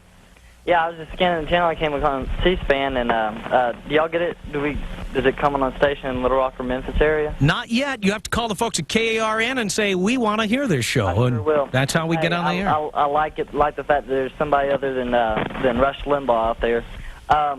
Now, about this Rupert Murdoch thing, I'm a radio TV major, and at college, we've been talking about this a lot lately in class, and it smells a little fishy, with the I didn't know about the book deal until just recently. It does smell a little fishy, and I can't say that I don't think that that if this went over, that the investigation saw that it was a that it was a problem, that this could very well ruin Rupert Murdoch as far as the television industry is concerned, because if what went over? I mean, you mean if the FCC said he had to give up the TV stations? Right.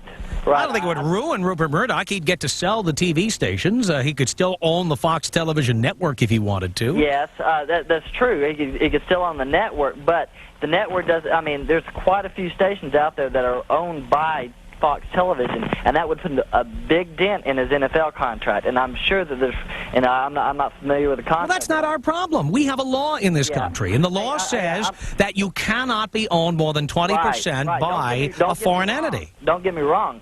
I think foreign ownership of television stations is wrong. I think that it's an American enterprise. There's so many things that we've already lost to the foreign competition, but one of the things that America is known for worldwide is its entertainment industry. But isn't it interesting how we have a naturalized American, Rupert Murdoch, right, who happens, by the way, to be a political conservative, who suddenly comes in here, he's got a little problem with the government, and suddenly Newt Gingrich is a hot and steamy author worth $4.5 million. I'm not familiar. Now, can I tell you something? A best-selling book, to get to the top of the bestseller list, takes about 10,000 copies. Let's say your book is the most expensive book ever written, okay? Let's say it's $100. That's $1 million. That's $1 million. Yeah. We're talking $4.5 million advance on a book. This guy, I don't care if he wrote the Bible. He couldn't write a book that's going to make that much money. You got to be kidding me.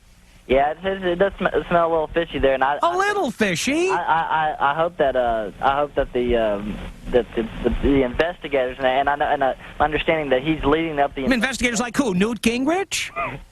I hope. Who's going to investigate Newt? Yeah. The Speaker of the House. Yeah, I mean, if this is what the Republican-controlled Congress is all about, excuse me, but there were some things that the Democrats did wrong. But I would much rather have people that were, on the up and up. Well, I agree with you. I think you make a good point. Clark, call your local station. Thank you. All right, thanks. Appreciate the call. 1-800-5800-TOM. This is Al in New Orleans. Al, you're on the Tom Leykis Show. Hello. How's it going, Tom? Okay, Al, how are you? All right. I was just calling, as I said, from New Orleans, out there on Neville. We are on WWL, by the way. Right, cool. News Radio 87. We like to say that. We like you to listen to WWL. I'm sorry? We like you to listen to WWL. I do sometimes, but most of the time it's a lot of ultra-conservative right-wingers on there. And well, we're on from 8 to 11 every night on WWL, so you got to tune in. We're on there right now. Well, I'm watching you on C-SPAN. Cool. Much better. I can see the action and hear it. All right, well, tomorrow you'll have to listen on the radio. Go ahead. What can I do for you, Al? What I want to talk about is the country that we're living in right now, America. We wouldn't be in this situation if it wasn't for the Rupert Murdochs paying off the Newt Gingriches. And what most people have to understand is that this country is the best Congress money can buy. This country is not ran by Congress, but is ran by big business. And that is the problem with this country. Yeah, but we sit back and let it happen. We sit back and let it happen. Well, do you want to get into the law of large numbers? I mean, we just sit back. Well, are we going to do anything about this, or are we going to sit back and let this happen? Well, that's the problem. No one is doing anything about it. Now the Democrats have backed out of their position so they can run, hide behind Republican views or whatever you want to talk about. Well, I should say that the House Democratic whip, David Benoyer of Michigan, was up there today speaking out on this issue, and good for him. But there ought to be more speaking out on this issue. But that's one in how many? How much of this stuff goes on? How much of this stuff goes on, and what are we going to do about it? And are we going to sit back and say, well, we want tax cuts, and there's a bunch of welfare cheats out there? Or are we going to overlook the big problem? The fact is that our country is being stolen out from under us by people like Rupert Murdoch. Well, what are we going to do? Well, that's the problem again, like I said, about the law of large numbers. You're not dealing with a very highly educated public. Most of the public is not that highly educated. And the rich, it's a patriarchal hierarchy. And those are the people that are governing us and run, and the Rupert Murdochs and the Hearst family and all these people and the Gannett family, all these people that own the newspapers and the print and, book publishing and radio corporations and who knows, I don't know who owns Westwood One or, who is involved in that corporation either. But the point I can tell you it's an American company. That's fine. I can also tell you Westwood One doesn't own any radio stations in the United States, so we are absolutely 100% above board. I got to tell you something. Rupert Murdoch's News Corporation of America, that is an Australian company. Right. That's what I heard. If I'm wrong, I will stand corrected. I will stand here and apologize. I will eat my words, figuratively only, of course. Well, also, another thing that you brought up earlier is that we don't have any... Have we had one woman call yet on the show? Not one. Have we had any minorities? I think you had one minority fax. Well, you have to understand how could you tell a minority fax? Well, the guy said something about not being a bigot. Here, I got a black fax right here. What are you talking? You got to be kidding me. Come on, a minority fax. What is a minority fax? What I'm saying, I'm not saying a minority fax. What I'm saying is that... You said we hadn't had one minority fax, and we have to play the tape back to you? That's what you said? Minority point of view, maybe? Well, how would you know a minority? Are you telling me that everybody who is a minority has an accent that you can detect on the radio? No, he didn't speak. I'm not saying that. What I'm saying is that he brought up being the non-bigot, and the point is that most people, minorities would say something like that other than a white person because they don't want to deal with that. But the problem is, you and I are on the same side. Good. Let's keep it that way. We just need more people like you and enough shenanigans from Howard Stern and all that nonsense and Rush Limbaugh, and we need to just eliminate Newt Gingrich. All right. Well, all I can say is just tune in. We're on WWL every night, 8 to 11. All right, thanks. Thanks, Al. Bye-bye. All right, our telephone number here, toll-free from across America, 1-800-5800-TOM. It's 18 minutes after the hour. My name is Tom Leykis, and we will continue. 22 minutes after the hour, The Tom Leykis Show. Thank you for tuning in, 1-800-5800-TOM. This is Clay in Phoenix. Clay, you're on The Tom Leykis Show. Hello. Hi, how you doing? Okay, Clay, got to turn that TV down over there. I know you're watching on TV because we're not on in Phoenix yet, but turn down the TV and let's talk. Okay. I can't hear you. Hold on a second. Oh, geez. Clay, I'm talking to you on the phone. Oh, I got you. For God's sake. What is... You're not exactly technologically inclined here, Clay. What can we do for you? Well, I just want to tell you, I agree with you about this Newt Gingrich thing. I think the guy's, taking it in his pocket. Yeah, isn't that a little weird? All of a sudden, he's going to be a big author, huh? Yeah, really. $4.5 million. I think it's kind of sad that we got politicians and people in the Senate and Congress that do these sort of things. It's really sad. I think it really is sad. And I think it's really sad that, if Rush Limbaugh has any intellectual honesty, he will call Newt Gingrich on this. Now, let's see if he will call Newt on this. I don't know. Rush, he sticks up for the Republicans and bashes the Democrats. But wait a minute. Why not be fair and bash people who deserve it no matter who they are? Hey, I'm a Republican. And you think it's wrong? And I think it's wrong. Oh, I think everybody ought to call Rush. I think everybody ought to call Rush and see why Newt Gingrich is suddenly going to be a hot author. And isn't this a bribe? I think it's a bribe, don't you? Yeah, I do. I mean, you know, we're not idiots out here. I mean, I know. We see what goes on, and I think Clinton ought to get on your show and take some pot shots himself. Well, I would love to see it. We have tried. You voted for who? Clinton. You voted for Clinton? And wait a minute. I see on the screen you're a Republican. Yeah. And you voted for Clinton. That's Arizona for you. I lived in Arizona for 3 years. I loved it immensely. And that's what I like about Arizona. Here's a man calling, and he's a Republican. He voted for Bill Clinton. And he admits it. I can't even find Democrats who'll admit they voted for Bill Clinton. Well, I just kind of felt that we needed a change. I didn't think that Bush was doing what he should have done for the country, and you know, I'm a middle-class guy, and I just, you know, I look for some people to do some stuff for us. Mm-hmm. But so far, it's like, you know, business as usual. I agree with you. I think that they haven't done enough for health care. They've tried, but they've got to start with the elderly first and work down. If they take care of the older people in this country, we won't have the problems we have. Thank you, Clay. You call me anytime. All right. I appreciate the call. Bye-bye. 1-800-5800-TOM is our telephone number. Ed in Eatontown, New Jersey. You're on the Tom Leykis Show. Hello. Hey, Tom, how you doing? Okay, Ed. How you doing? Well, I mean, I heard your comments on the intercession there. Yeah. So I know where you're coming from. All right. Listen, I got a comment. Number one is, all right, you consider yourself a pretty serious person. And the fact is the lead story on every major network today was about Newt Gingrich. That's the most important thing in America, is the fact that he's taking a $4 million advance on a book that'll probably be the lead textbook in every major class across this country. Where did you get that idea? I got it actually from you, because listening to you berate him before you've had a chance to read the book and find out what it's all about. Don't you think the timing of this is awfully interesting? Not at all. I think not at all. Not at all. The federal government, let me understand this, the federal government is investigating Rupert Murdoch's company, News Corporation of America, and it just so happens right about now, as they're investigating, and you live within the New York City area, you can see WNYW-TV, Channel 5, owned by News Corporation, or Fox Stations Group, or whatever they call the thing. That's right. It is apparently owned by an Australian corporation, which is illegal, and the federal government is apparently going to investigate this, and just about this time, Rupert Murdoch decides that Newt Gingrich is going to be the next big, hot-selling author. Tom, isn't that interesting? Isn't that interesting? I think it's very interesting, but I don't think it's the most important thing in America.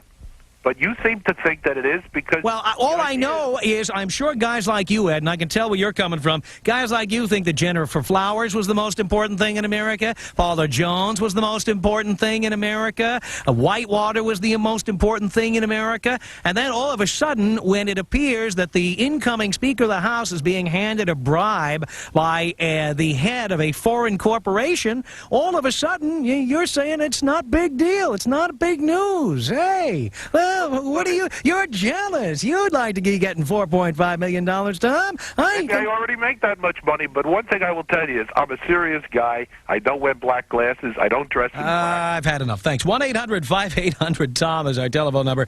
Bill in Sarasota, Florida. You're on the Tom Leykis Show. Hello. Hi, Tom. How are you doing? Okay. Yeah, I just saw you on C-SPAN. Had to call in. Cool. I think you're being a little bit unfair so soon. How Don't so? You? How so? Well, the 104th Congress just entered after 40 years of Democratic rule. I'm so sick of hearing 12 years of Reagan and Bush that 40 years of Democratic rule in Congress is enough. Let's give them 2 years. Keep in mind that the Republicans did control the Senate for a few years. Well, that's true, but how much power does that really have with the control that the Democrats had in Congress, really? Well, I happen to think Ronald Reagan accomplished an awful lot of his goals when he got into office. Because of the Reagan Democrats. Whatever the reason, he did. Because people believe it. To say that Democrats have controlled everything is ridiculous. I mean, the fact is, Ronald Reagan got a lot of the things done that he said he was going to do. Good. Whether I like them or not. But wait a minute, you say good, you're telling us that we've had 40 years of Democratic rule. Then I say Ronald Reagan, clearly a Republican, got an awful lot of things done that he wanted to do. You say good. Well, wait, it's not just good, it contradicts what you just said. No, it does not. Yes, it does. Who writes the checks in Washington?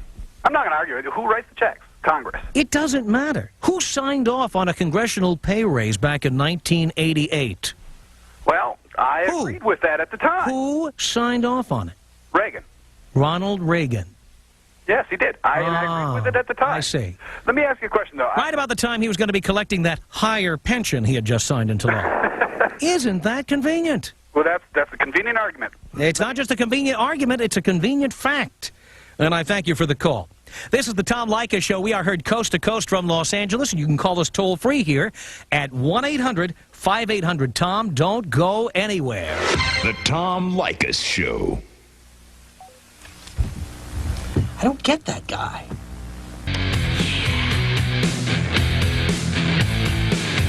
Admit it, you're hooked. You can't get enough of the Tom Leykis Show. 26 minutes before the hour. Thank you for tuning into the Tom Leykis Show. My name is Tom Leykis. We are coming to you from Los Angeles, broadcasting from our nation's capital. Right down here near the Sony Studios in beautiful Culver City, California. Thank you for tuning in. We're also being seen nationwide on C-SPAN. And you can call us and talk to us toll-free at 1-800-5800-TOM. You can fax us here as well, 310-854-4455. Let's continue our conversation. Here is Carol in Lansing, Michigan. Carol, you're on the Tom Leykis Show. Hello. Hello. Hi. And I do not believe that you're that you want stupid people on there. I think it's just that we're tired of this Rush Limbaugh is not right people. Because it's like with me. I have epilepsy, and I went around begging for people to help me get my drugs, which comes to $220 a month, because I make too much for the state, which only allows. Now let me understand this. You work, right? Yes, I do. What do you do for a living? I work at McDonald's. All right, and you make how much, if you don't mind my asking? Well, I'm working full time, so I make about $350 a month. $350 a month, and you have to spend how much on drugs? $220? $220 a month. Out of $350. Right, so that's $175 for rent. Well, you lazy bum. You're a lazy bum. Yeah, I know, and I went to college and everything to become a lazy bum, I know.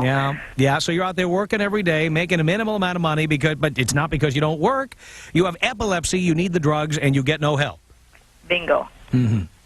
And that tax cut's going to be helping you a lot, making $350 a month. Oh, it's going to help me, a whole lot. And the bad thing about I can't have kids. So by having all that thing with these couples who have kids, which I think is wrong, because like I said, I cannot have kids. I would like to have them, but I cannot have one. And but they only give credit to people who have kids. Why don't they help those who cannot have kids? Why don't they help everybody? But the thing is, they shouldn't be giving tax cuts anyway. We can't afford them. What they should be doing is giving programs that work, that help people get good jobs that they can do. Actually, if they have everybody pay, let's say 5% across on their income tax. I mean, everybody who's above. Flat, you want a flat tax? A flat tax. Wherever. Can you imagine how much we'd be getting from the wealthy if we got 5% straight from them? Well, just imagine how much we get from Newt Gingrich's book deal. Oh yeah, I mean he's one of them. He's one of them. And him, I can't believe him. He looks like that one guy said that he's like a kindergarten kid that's coming in. He's like a kindergarten kid that has a big he needs that black knocked off his shoulder, that sort of that chip. Oh, exactly. Now, Carol, do you listen to us on the radio? On C-SPAN. All right, we are on WXYT, News Talk 1270. You should tune in. We're on every night. Oh, okay. Okay, got to run. Thanks for the call. Thank you. Take care. Bye-bye. Yeah, that's a perfect example there. 1-800-5800-TOM is our telephone number. Let's say hello here to Karen in Portland, Oregon, where we're heard on KXL. Karen, you're on the Tom Leykis Show. Hello. Hello. Hi. Yes, I'm watching you on C-SPAN. Cool. I wanted to make a comment on health care reform or lack thereof. It just seems to be such a tragedy that didn't happen in this country, and it's as though it probably will not now. Oh, no, it won't happen. And it won't happen. I mean, they'll tell you they're going to try, but I don't think it's going to happen. Oh no, I don't even think they're going to try. I think that it's dead, and I think with Newt's gang of Republicans there, it's just. I don't know whether they're too mean-spirited or that if you're uninsured or underinsured, that somehow it's your fault and you're penalized for that. Now what we need is book deal reform. Oh, no.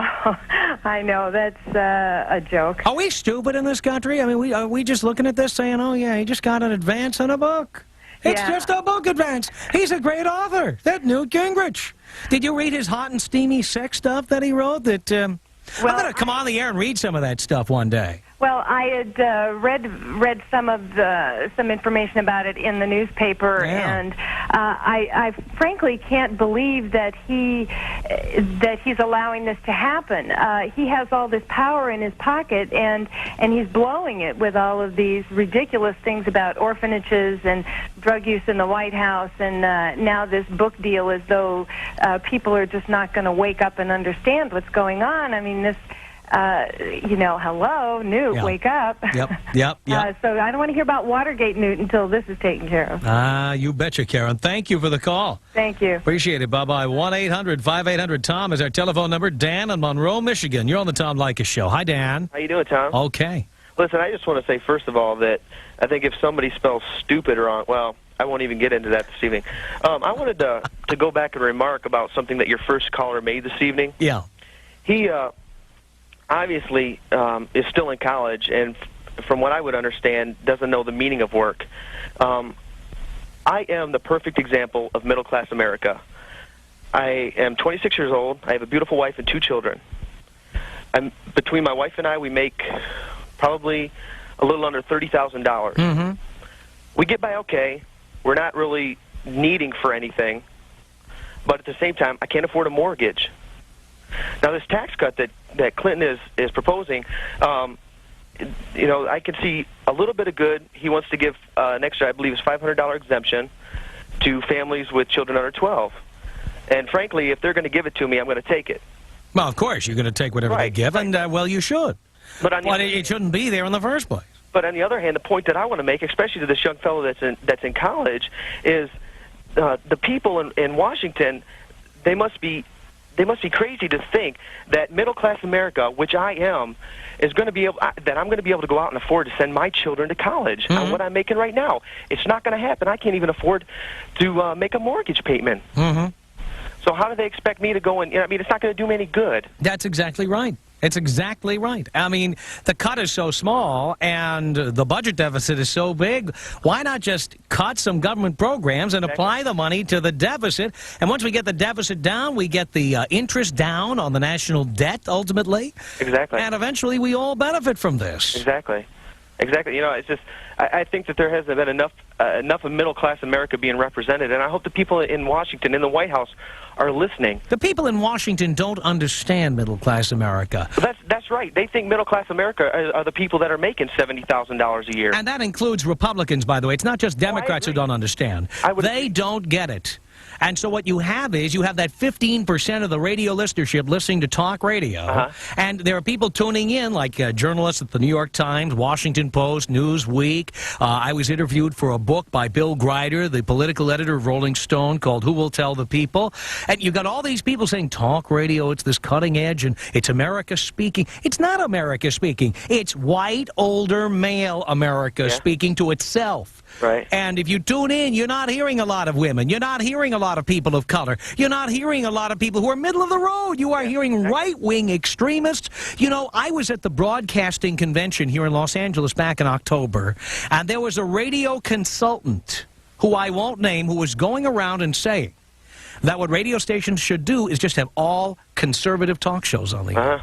Nothing else but conservative talk shows. Like this is going to be a new trend around the country. It's like, what, are you kidding me? Hello? What, are you kidding me? There's a whole bunch of people. We have got to stand up and say this is wrong. One time they had a fairness doctrine, and I think the fairness doctrine was wrong. I believe in having a free market. But now here you've got people who are advocating giving over the airwaves 24 hours a day to one right-winger after another. And we just sit back and say nothing about it.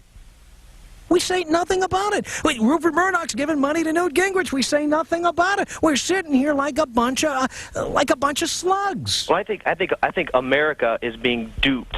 I think America is awful naive if they would even believe anything other than the money that Gingrich is getting is a bribe. Yeah. I mean, is it that inconceivable for people to see that? I just don't understand that. Well, I just think the timing of this is awfully convenient. At the very least, the incoming Speaker of the House ought to be removing himself from any investigation of his future employer, Mr. Murdoch. Right. And I think maybe, in closing, I think maybe that as a show of good faith on Newt's part, maybe he could maybe put that $4.5 million towards the federal deficit. Thank you, Dan. Appreciate the call. Don't hold your breath on that one, by the way. 1-800-5800-TOM is our telephone number. 17 minutes now before the hour. My name is Tom Leykis. This is the Tom Leykis Show. It's the week before Christmas, so...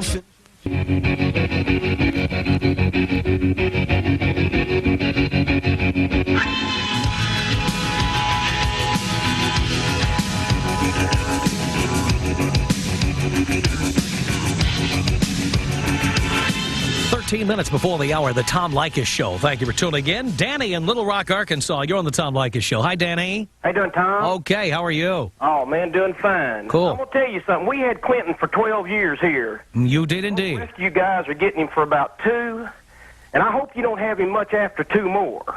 If you could look at this state and see what he's done, you could appreciate what he's going to do for the United States. Now, what do you mean? Tell us the things about the president that you didn't like in Little Rock. Everything. Everything. There is nothing Bill Clinton has ever done that didn't help Bill Clinton. He has nothing for the people. He don't care about the people. He is as low as they come. And Greenwich is right behind him, boys. Now, they tell you to take your sunglasses off and dress a little different and do all of that, and you're jumping too quick. What do you want to do, sit back for another 2 years and let it happen? They're all out for themselves. Every one of them are. Yeah. And we, the American people, have the right to speak, and we want to sit back and say, well, we got to be for somebody. Rush Limbaugh, he needs to get off the Republicans. If they're wrong, they're wrong. If they're right, they're right. Just show me which of them's right. Bill Clinton has done everything that he's been accused of and more. He's just like Teflon. It just don't stick to him. Thank you, Danny.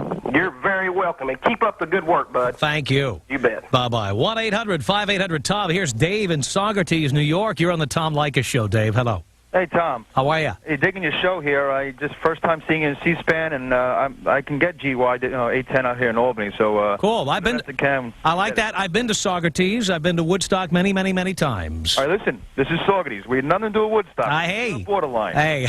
I'm a proud Saugertesian. Although I am a transplant. I just moved up about a year and a half ago from Brooklyn. So, and they want to move you out, right? They didn't want you in there. They didn't want you in Saugerties. Go back to Brooklyn, they say. Hey, listen. I'm in the woods. They don't barely even know I'm here. There you go. Listen. I want to ask you this question here. I'm very curious. This thing with Newt Gingrich, the $4.5 million. Yeah, it's fishy. I agree with you. It's a weird time. What do you think his role will be? In this, if it is a bribe, let's say. I mean, it's so out there in the public. I mean, it's amazing if it would be a bribe. But what could Newt do for Rupert? I mean, who's investigating this whole thing? The federal government, the Federal Communications Commission, which, by the way, is overseen by Congress. Right. Is investigating. So obviously Newt would be a powerful force in this. Obviously. But if it's so out in the public, I mean, it's such an amazing thing to do. But that's right in line with Newt Gingrich. Newt Gingrich out there talking about orphanages and Boys Town and, I mean, come on.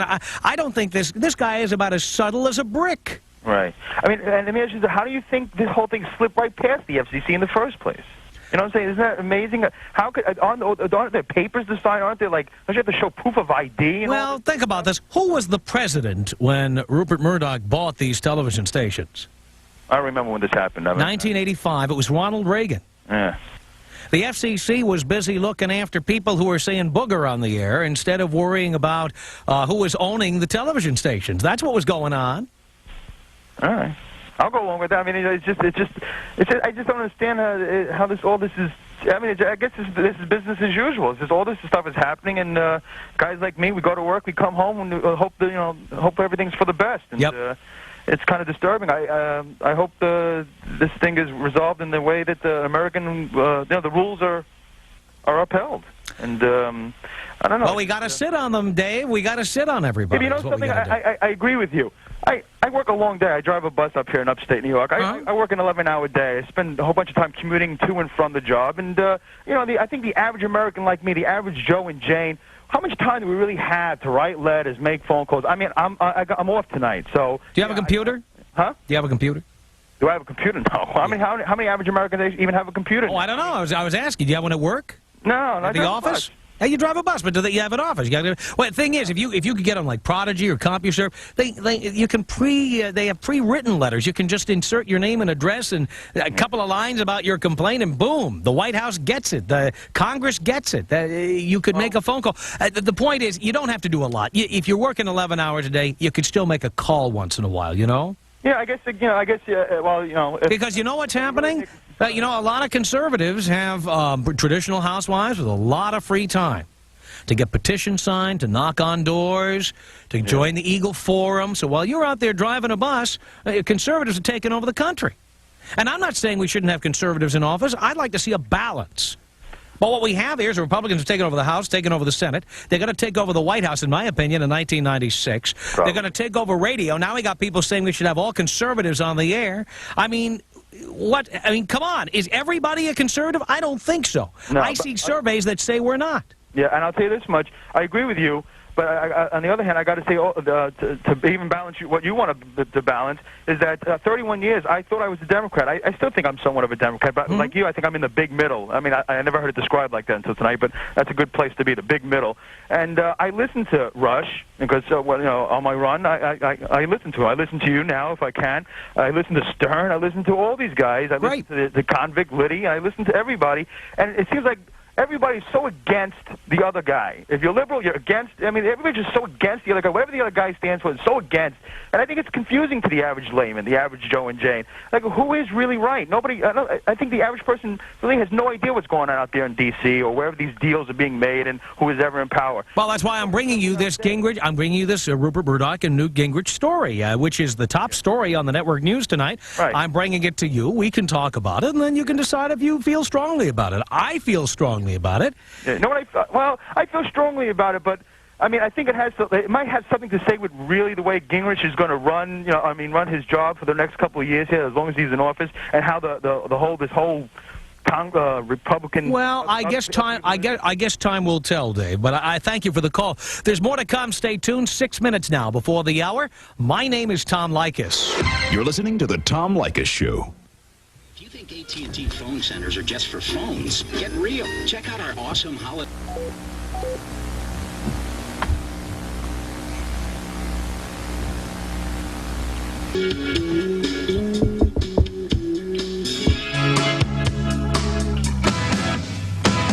Minutes before the hour, the Tom Leykis Show.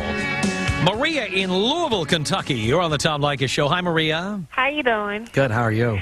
Yes, I just want to say about Clinton, he's a people president, and people don't care anymore, and they're going to say anything to make him sound like he's the worst thing, that, you know, he doesn't care about people, but yeah, he's having homeless kids in the White House all the time. AIDS, people who have AIDS, he calls about them, checks on them, see how they're doing and all that. I mean, he's just a people person, and people have no heart, and that's what he is. That's what I think about him. Well, I'm more concerned about the president doing stuff that's going to help the 250 million Americans. Everybody's saying he doesn't care. He's out for himself. This is what I'm saying. He's not just out for himself. Well, now that person was speaking from Little Rock, Arkansas, where Mr. Clinton was the governor, and you would think he might know something. Now, granted, everybody doesn't have the same opinion, but wouldn't you think that in Little Rock maybe they've got some perspective on Bill Clinton? Right, they might.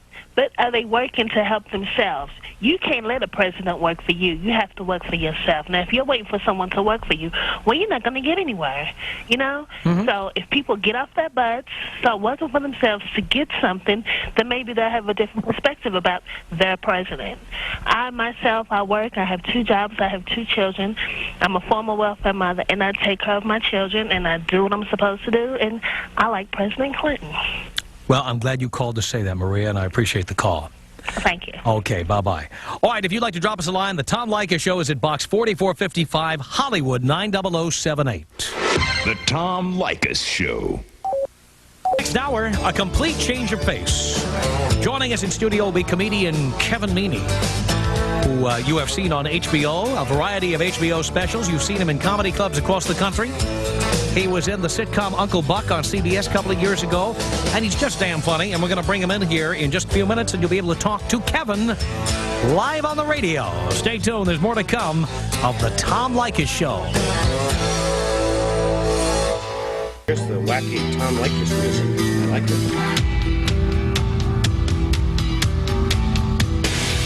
From Los Angeles, it's the Tom Leykis Show. Oh, God. And now he is Tom Leykis.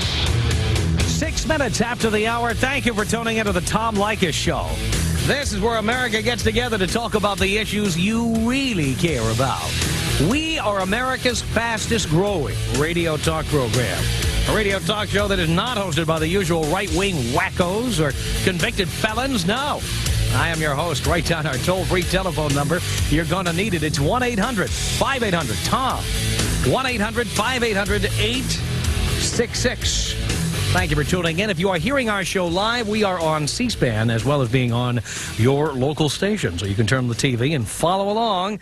With us in studio is comedian Kevin Meany, who was on our very first show back in May.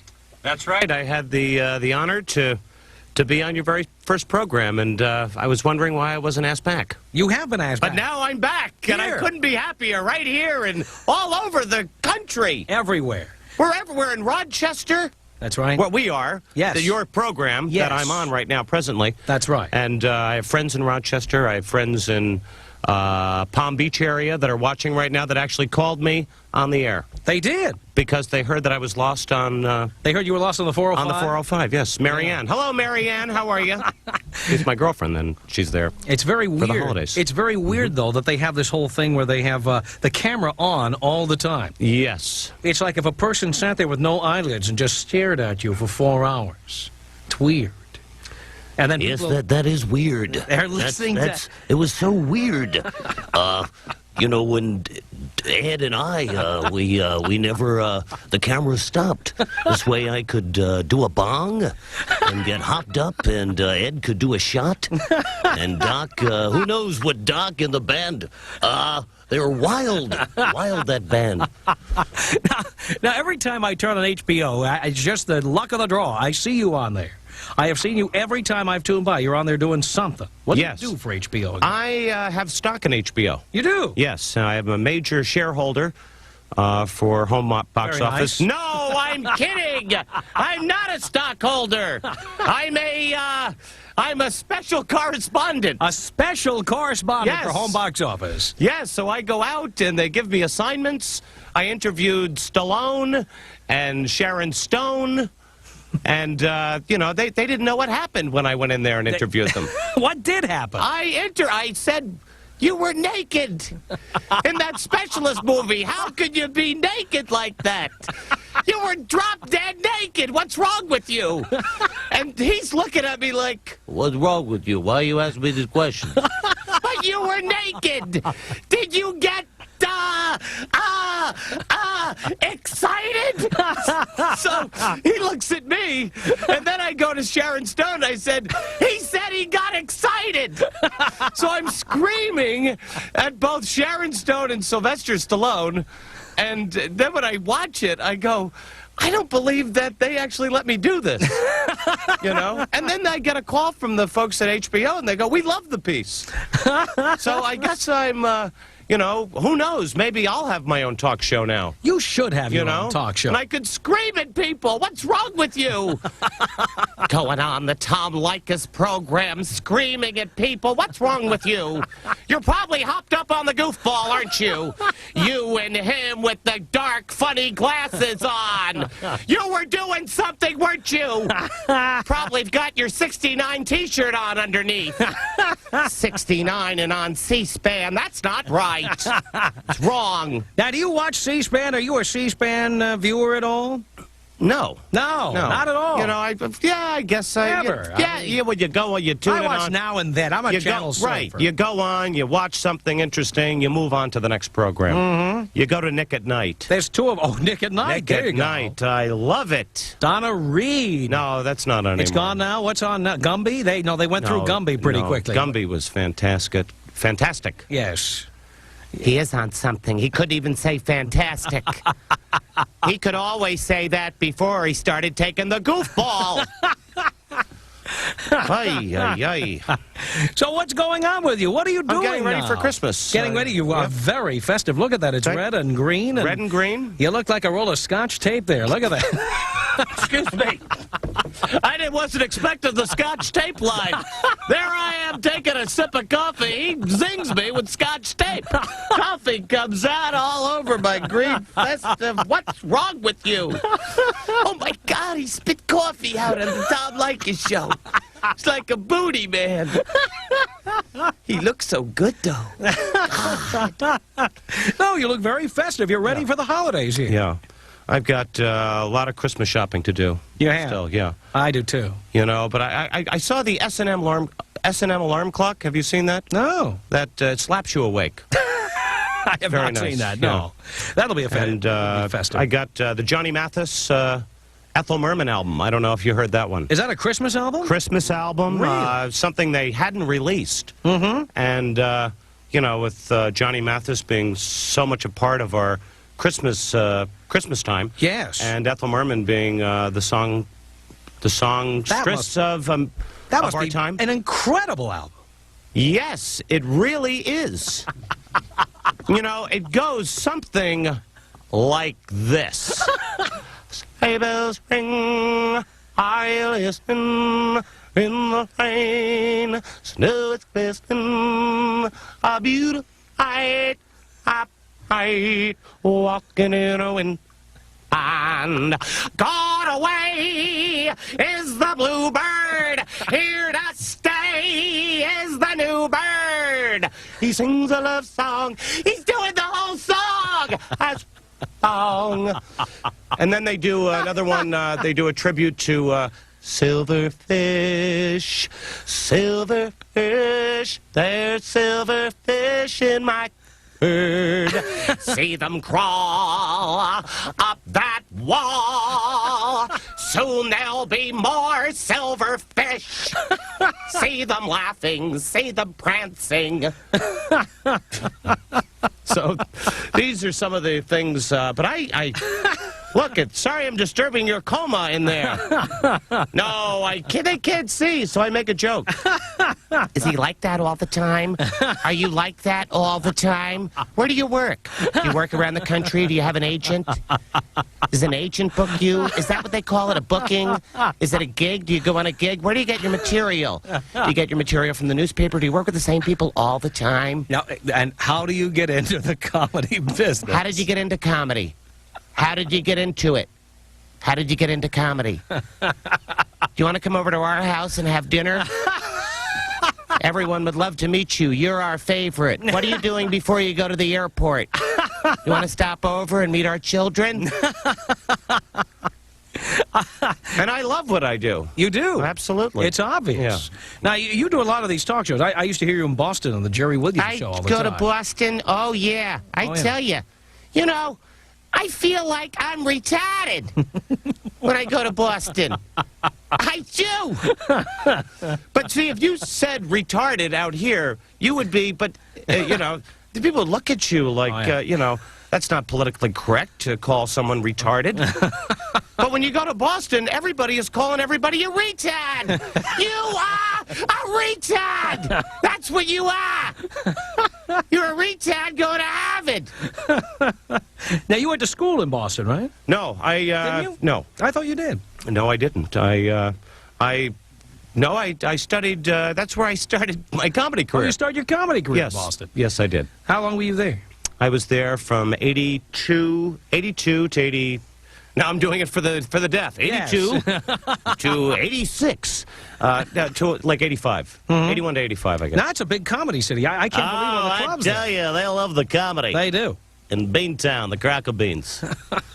You ever see that when you go into Logan Airport? They got that big crock of beans right in the airport, steaming out. Oh, people yeah. coming by, Absolutely. Handfuls of it. That and the legal seafood clam chowder. Oh, I love. Do you like the New England or the Manhattan?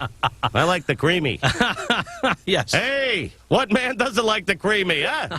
What is he talking about? I didn't get that part of the program.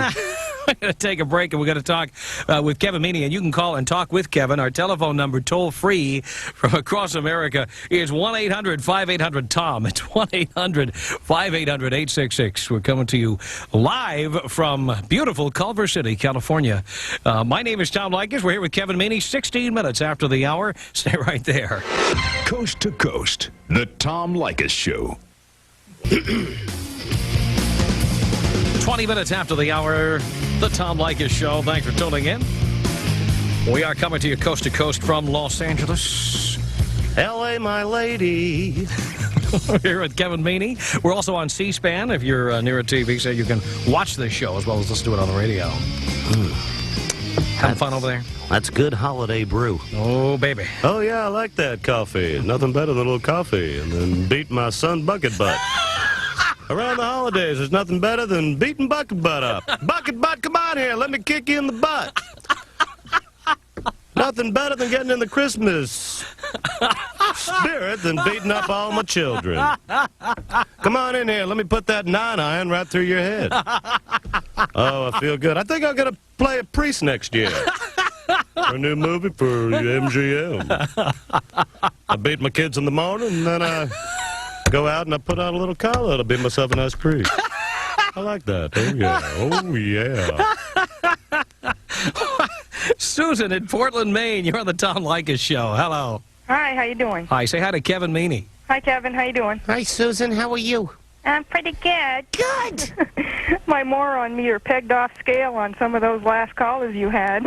Oh, on our last callers, yes. Oh, yes, you had some real swingers on there. Yeah, we certainly do. I want to see Kevin do his best impersonation of Newt Gingrich. Newt Gingrich? Oh, I thought she meant Wayne Newton. Wayne Newton? No, also known as the Newt. You know? I call him Newt Gangrene. Yeah. Newt Gangrene. Well, I can do a Wayne Newton, you know, but I can't do a Newt Gingrich. You know?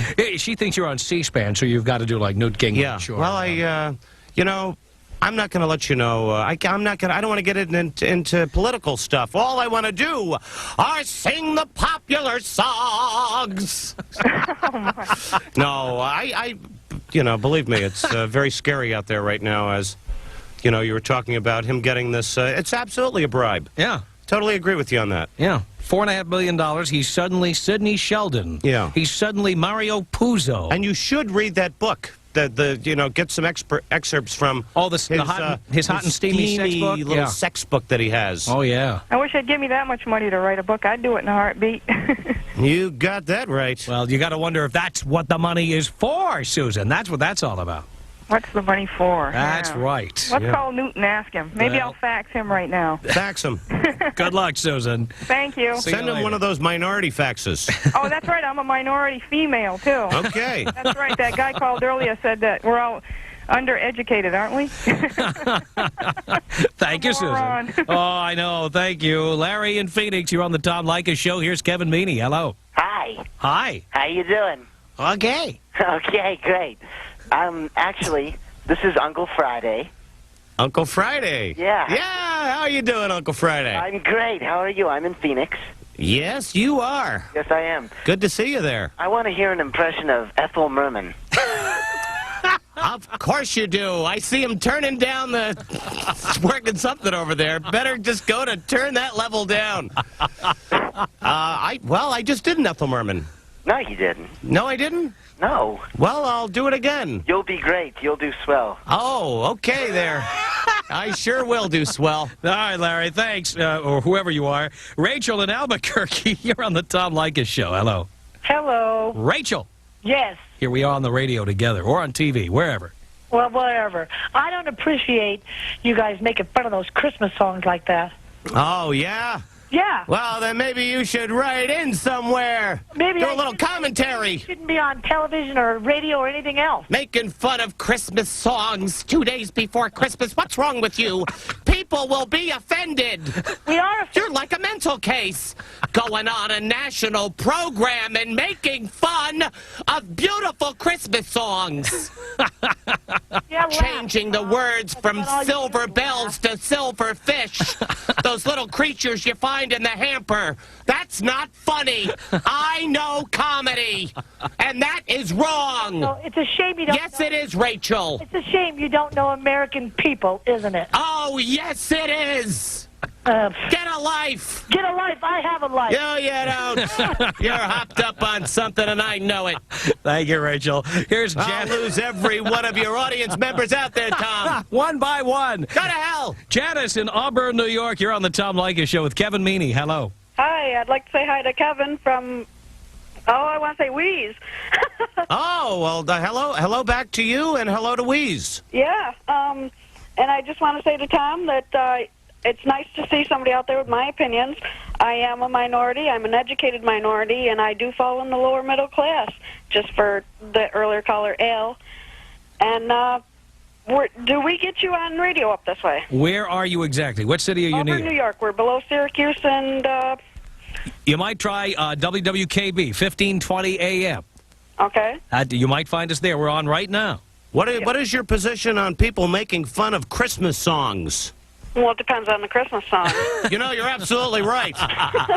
Absolutely. It definitely depends on the song. Yes. And, I don't know. Mm-hmm. So, I just want to say it's nice that there's somebody out there finally that I can find with my opinion, because I've been listening to you since 7:30, and, praise the Lord.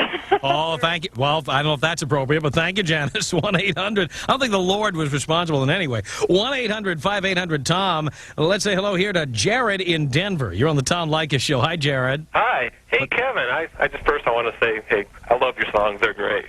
Oh, thank you. So you have no problem with me making fun of Christmas songs? Comedy's comedy, I think. Absolutely. That's my... That's what I go for. Do the comedy. Well, I'm not saying. I mean, I think it's great. Don't parody like Amazing Grace and stuff like that. Right. I mean, Ave Maria. See, I can laugh at that. Yeah. I had a quick question. I've been watching you on HBO and all your other comedy things for a long time, and I love your mother character. Just curious as to what your mother thinks, because I know if I went on national television in different places and did that, my mother would kick the crap out of me. Well, my mother did kick the crap out of me, and we haven't spoke in 15 years. But I've got to make a living. What am I supposed to do? This was the gift that was given to me. I try to I'll send them a gift, they send it back, returned. Give them something, they'll sell it in their little crazy store in Tarrytown, New York. Remember Me Antiques, and please go there. No, my mother, when my mom comes to see a show when I'm in New York, the room will be packed. There'll be like 350 people in the room, and I can hear my mother laughing harder than anyone in the room. My mother has a terrific sense of humor, and she gets a real big kick out of it, because it really is, it's such an exaggeration of, you know, it's really not my mother, it's everybody's mother. You know, it's everybody's mother on acid, I think. Don't be saying I was taking acid. What's wrong with you? Marge Clark called from Maryland and said that you were saying that I was on acid. Thank you, Jared. Sure. Merry Christmas. Same to you. Take care. Here comes Patrick in Fort Wayne, Indiana. Patrick, you're on the Tom Leykis Show with Kevin Meany. Hello. Hi, Tom. Hi, Kevin. How you doing? Hi, Patty. Tom, thank you for having Kevin on the television. I think he's a great guy. And I want to ask Kevin, why don't you have your own late night talk show? Well, I'm waiting for Conan to step down. I am moving in. Absolutely. What about after David Letterman? You got it. No, that's Tom Schneider. He's on. He's going to be on after Letterman, unless he croaks. How about a show like After Amazing Discoveries and before the guy with the tiny classified ads? Like really. I'll tell you one thing. If once we get the 500 channels, and I don't get a show, I tell you, I'm opening up a little deli somewhere. You know, I won't be able to take it. You know, there's 500 channels. The 500-channel universe. It's the information superhighway. I want to do a show. I want to act more than I want to do a talk show. But I wouldn't turn down any offer. I'd love to get off the road. There you go, Patrick. Traveling around, meeting all these lunatics that you're playing to right now. Absolutely. You know, when you meet them face to face, it's scary. I know. Hey, we've done now. They know what you look like. I know. Oh, I know. I know. And now we're. I bet you take those glasses off when you leave this place. No, I don't. I leave. Take them off.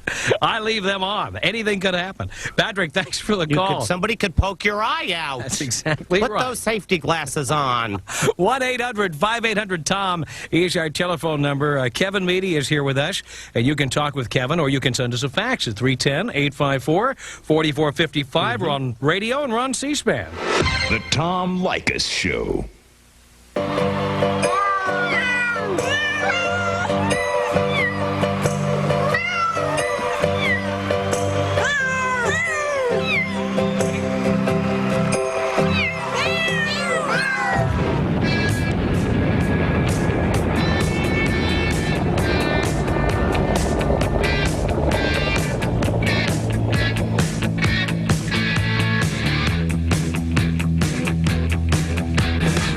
Damn thing up 26 minutes before the hour. The Tom You're going to Leykis get Show. phone calls. People are going to complain. Yes. People who like cats are going to write in and complain to the network. Hello, Tom. I was really offended when you blew up the cat.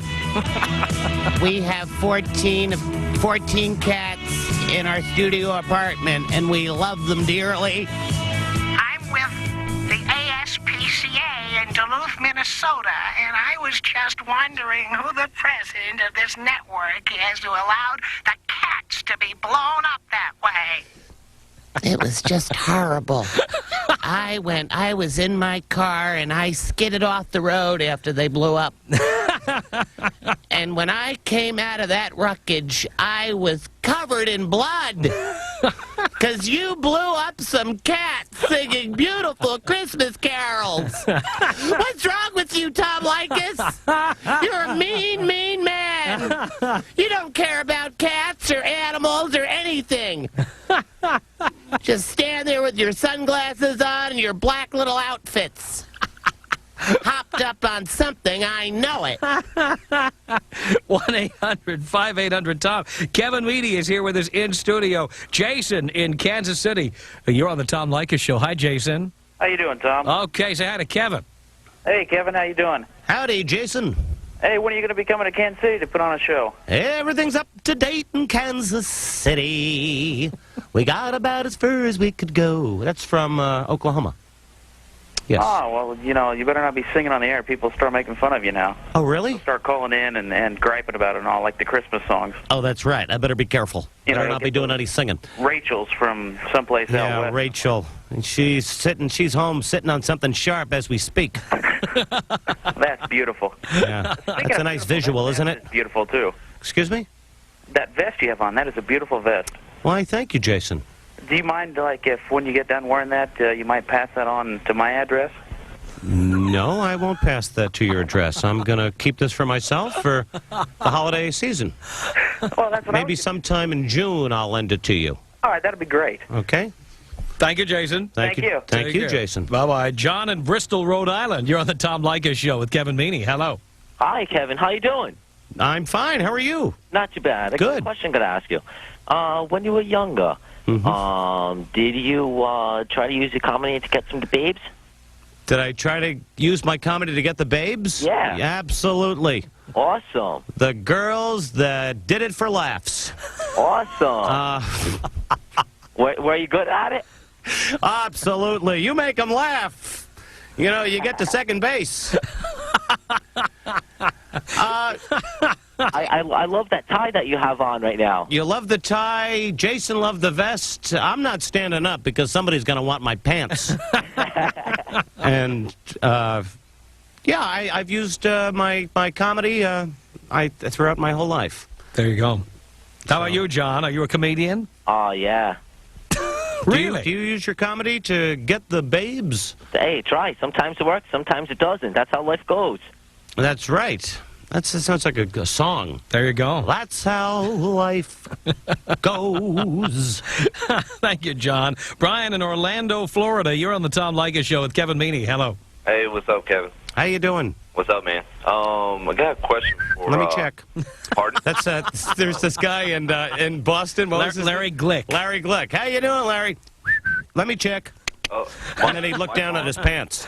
And you know that he was just sitting there, completely perverted. I got a question for Kevin. Yes. A couple quick questions. Yes. When's Kevin coming to Orlando, if he has any live gigs?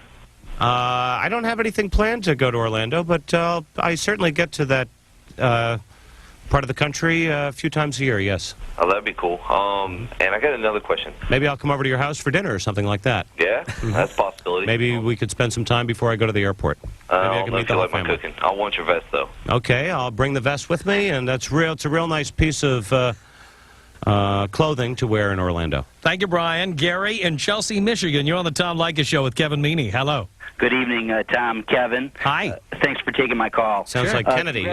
Good evening, Tom and Kevin. Congratulations to C-SPAN for allowing this show to be simulcast. Kevin, you're one of my favorite comedians. Where are you based? Where's your home? Anchorage, Alaska. Is that right? Yes, that seems to be the new hotbed for comedy. People are starving up there for comedy. I spend half the year up there, and then half the year down right on the equator. Well, my favorite routine of yours, or maybe it's in every routine of yours, Kevin, is involving your mother requiring you to put your big pants on. And my kids are always wondering why I buy them pants that are too big. It's because of your routine. And they're watching you for the first time. I wonder if you could give them a little flavor of that. Yes, absolutely. So this is true. When I was growing up, my mother would actually tell me, "Okay, now kids, listen up. Mr. Richter is coming over tonight. He just got back from Sweden where he had a sex change operation. I don't want any of you kids to say anything about him being a woman. You've got something to say. You just tell him how pretty he looks." Well, what should we wear? Don't be wearing those tight pants. You put your big pants on. Mr. Richter and the Peterkins are coming over. And Mrs. Peterkin is bringing pies and quarts of milk. Why she brought quarts of milk, I'll never figure this out. Thanks, Gary. Valerie in Newport Beach, California. You're on the Tom Leykis Show with Kevin Meany. Hello. Hi, Kevin. Hi, Valerie. I want to tell you that I've seen you in Orlando a couple times. Yes. And every time we went to go see you, there was a guy dressed just like you in the audience. Do you know that guy? No, I don't. Well, do you know who the Black Magic Woman is? Do I know who the Black Magic Woman is? Absolutely. Who is it? No, no, I don't know the Black Magic Woman. It's part of my act. Well, we like. And who is the Black Magic Woman up in your room listening to that? Jimi Hendrix posters upside down everywhere. Coo-coo-ca-choo. What's going on in there? You're on the pot, aren't you? You're on the pot. With the wet towel under the door. The incense burning all night. With the 69 T-shirt on. You're 69 and on pot. I know it. We love that part. Thank you, Valerie. Thanks. Bye. Take care. Bye-bye. Bye, Valerie. All right, we'll continue here with Kevin Meany. We're here, of course, on the air with you and on C-SPAN as well. And you can tune us in TV and radio here and call us at 1-800-5800-TOM. Right now it is 18 minutes before the hour. My name is Tom Leykis. This is the Tom Leykis Show.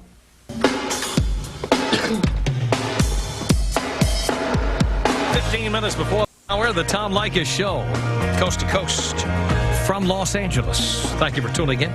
1-800-5800-TOM. We're here with 1-800-5800-866 is the number. We're here with comedian Kevin Meany and John in Amherst, Mass. You're on the Tom Leykis Show. Hi, John. Hi, Tom. How are you? Good. How are you? Very good. Hi, Kevin. Hi there. How are you in Amherst? Fantastic. Fantastic is right. Could not be possibly better. Oh. Kevin, are you going to be in this area in the near future? Oh, yeah.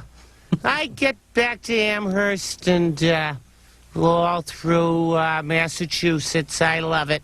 Good. I just love it, you know. I go there and I have myself a nice smoked shoulder. You know, we sit down around the table and we eat. No, I generally play the Comedy Connection there, and I should be there sometime. I would say sometime this winter. Great. I'll be in Boston, so you'll have to Drive in from Amherst, you know, straight shot right down the Mass Pike. Right down the pike, yeah. You know, Charlie, you pull Charlie in. will take my money at the toll booth. Oh, yeah. Make sure you've got your pilgrim hat on with the arrow through it. Oh, you bet. Tom, do you miss hockey? Do I miss hockey? Are you kidding? You bet. Jeez. It looks like it's all over for the NHL this year. It looks like it's not happening. I think so. Well, we miss you up here. Can we get you out here? You know what? We're not on a Boston station right now, but you can hear us out of Buffalo on WWKB, which is at 1520 a.m. You can hear us on there. Alrighty, great. So I'll try look to for pick it. it up. Cool. We appreciate it, Tom. Take care. Thanks, John. Put the aerial on your roof. Mark in Hopewell, Virginia. Is that Virginia? Yes, it is. You're on the Tom Leykis Show. Hello. Hi, Tom. How you doing? Hi. Kevin, how you doing? Hello there. I just want to let y'all know I'm just an all-American guy that's sitting back on his couch, flipping with the remote control, and I happen to stop on C-SPAN. Yeah. And I just want to ask Kevin, have you been through any therapy, and are you in touch with your inner child? Yes, I'm in therapy right now. And I have been in touch with my inner child, and I don't think you need to bring that up on C-SPAN. I'm seeing a shrink right now as we speak. Well, not a psychiatrist, just a little shriveled up guy I tell my problems to. Well, I That love was a the joke. tie, too. Hello? I say I love the tie myself, and I'm going to tell my wife to get me one for Christmas. Okay. Cool. You don't have much time left. Get out there. Get her out there. Get her shopping. There you go, Mark. Charlie in Miami. You're on the Tom Leykis Show with Kevin Meany. Hi. Kevin, how you guys doing tonight? Good. Hi, Charlie. Great. Hey, Kevin, I'll tell you, I love listening to you, man. You have great routine. I was wondering if you're going to have another HBO special coming up. The only one that I know of is the one that you did a few years back.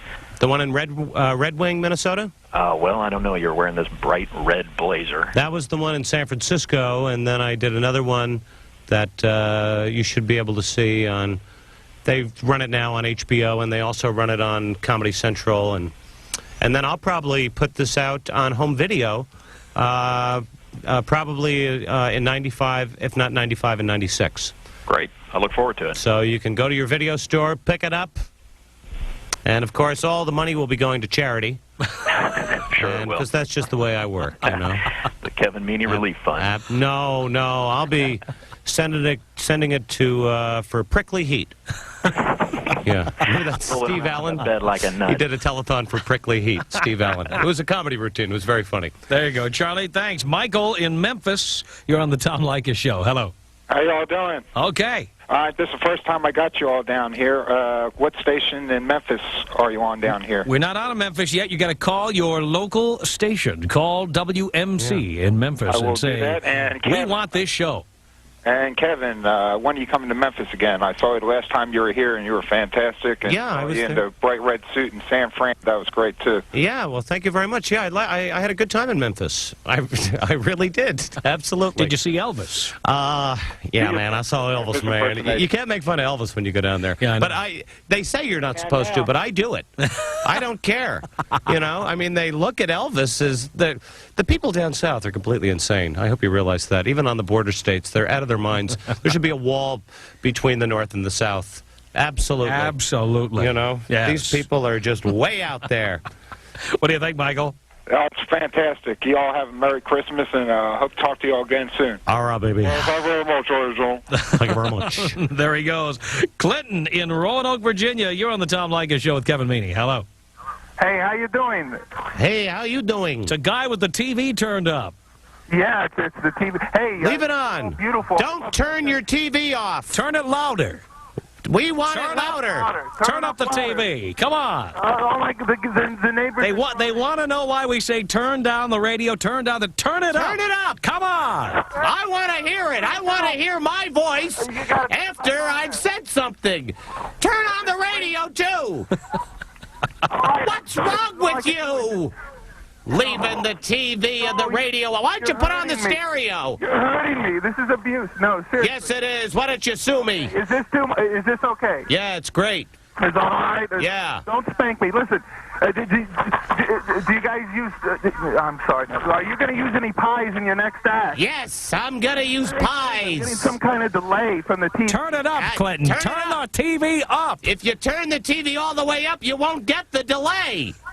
Don't you understand anything about television? Hey, So, are you going to... This is to Kevin. Are you going to use any pies in your act? Yes, I'm going to use pies. I'm going to use pumpkin pie, apple pie, cream pie, lemon meringue. I'm using a cherry pie, a peach pie, blackberry pie, all the fruit pies. The whole stage is going to be filled with pies. And everybody in the audience after the show will get a pie that was on the stage. That's how I'm going to get the people in to see the concert that I'm going to be recording for home video. It's a pie festival. It's all pie comedy for an hour. You made so many people happy. Yes, I know. I'm a happy, making people happy person. Thank you, Clinton, for that. 1-800-5800-TOM. It's 8 minutes before the hour. Kevin Meany is here, and we will continue. You're listening to the Tom Leykis Show. Oh, it's my favorite song.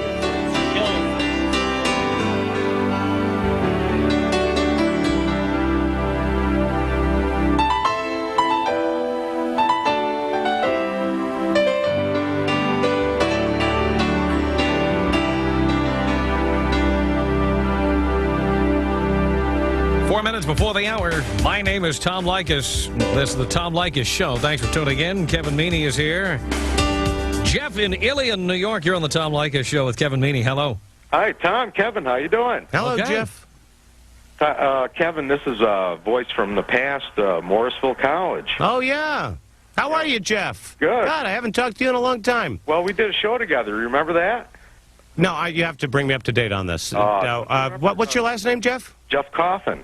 Jeff Coffin. Yes, it was 1776. Yes. 1976 in Central New York at Morrisville. Right, I remember the show. Absolutely. Yeah, I see the smile on your face now. I think that's probably one of the horrors from the past. Absolutely not. That was a great show, and we did a great job. Tom Gutchis, who was the director for that show, was my mentor, absolutely. If it wasn't for Tom, I wouldn't be in this business today. You wouldn't be sitting here now with me in Culver City. Absolutely not. But and I mean it, because he really was a big part of my life. And I gave a commencement address to my high school last June, and I brought up Tom's name, who I'd met the year after I graduated from high school. And he was really the guy that put me on the right track and said, you've got...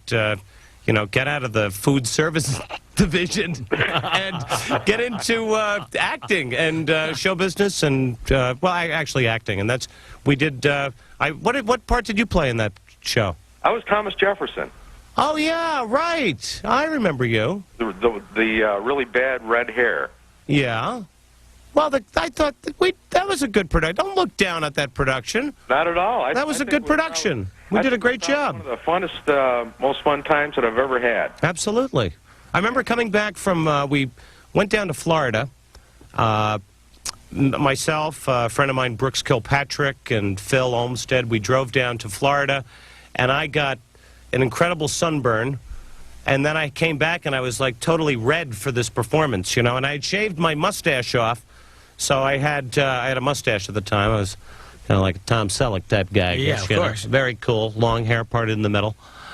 Hopped up, absolutely. But that was a good show. And I played Richard Henry Lee.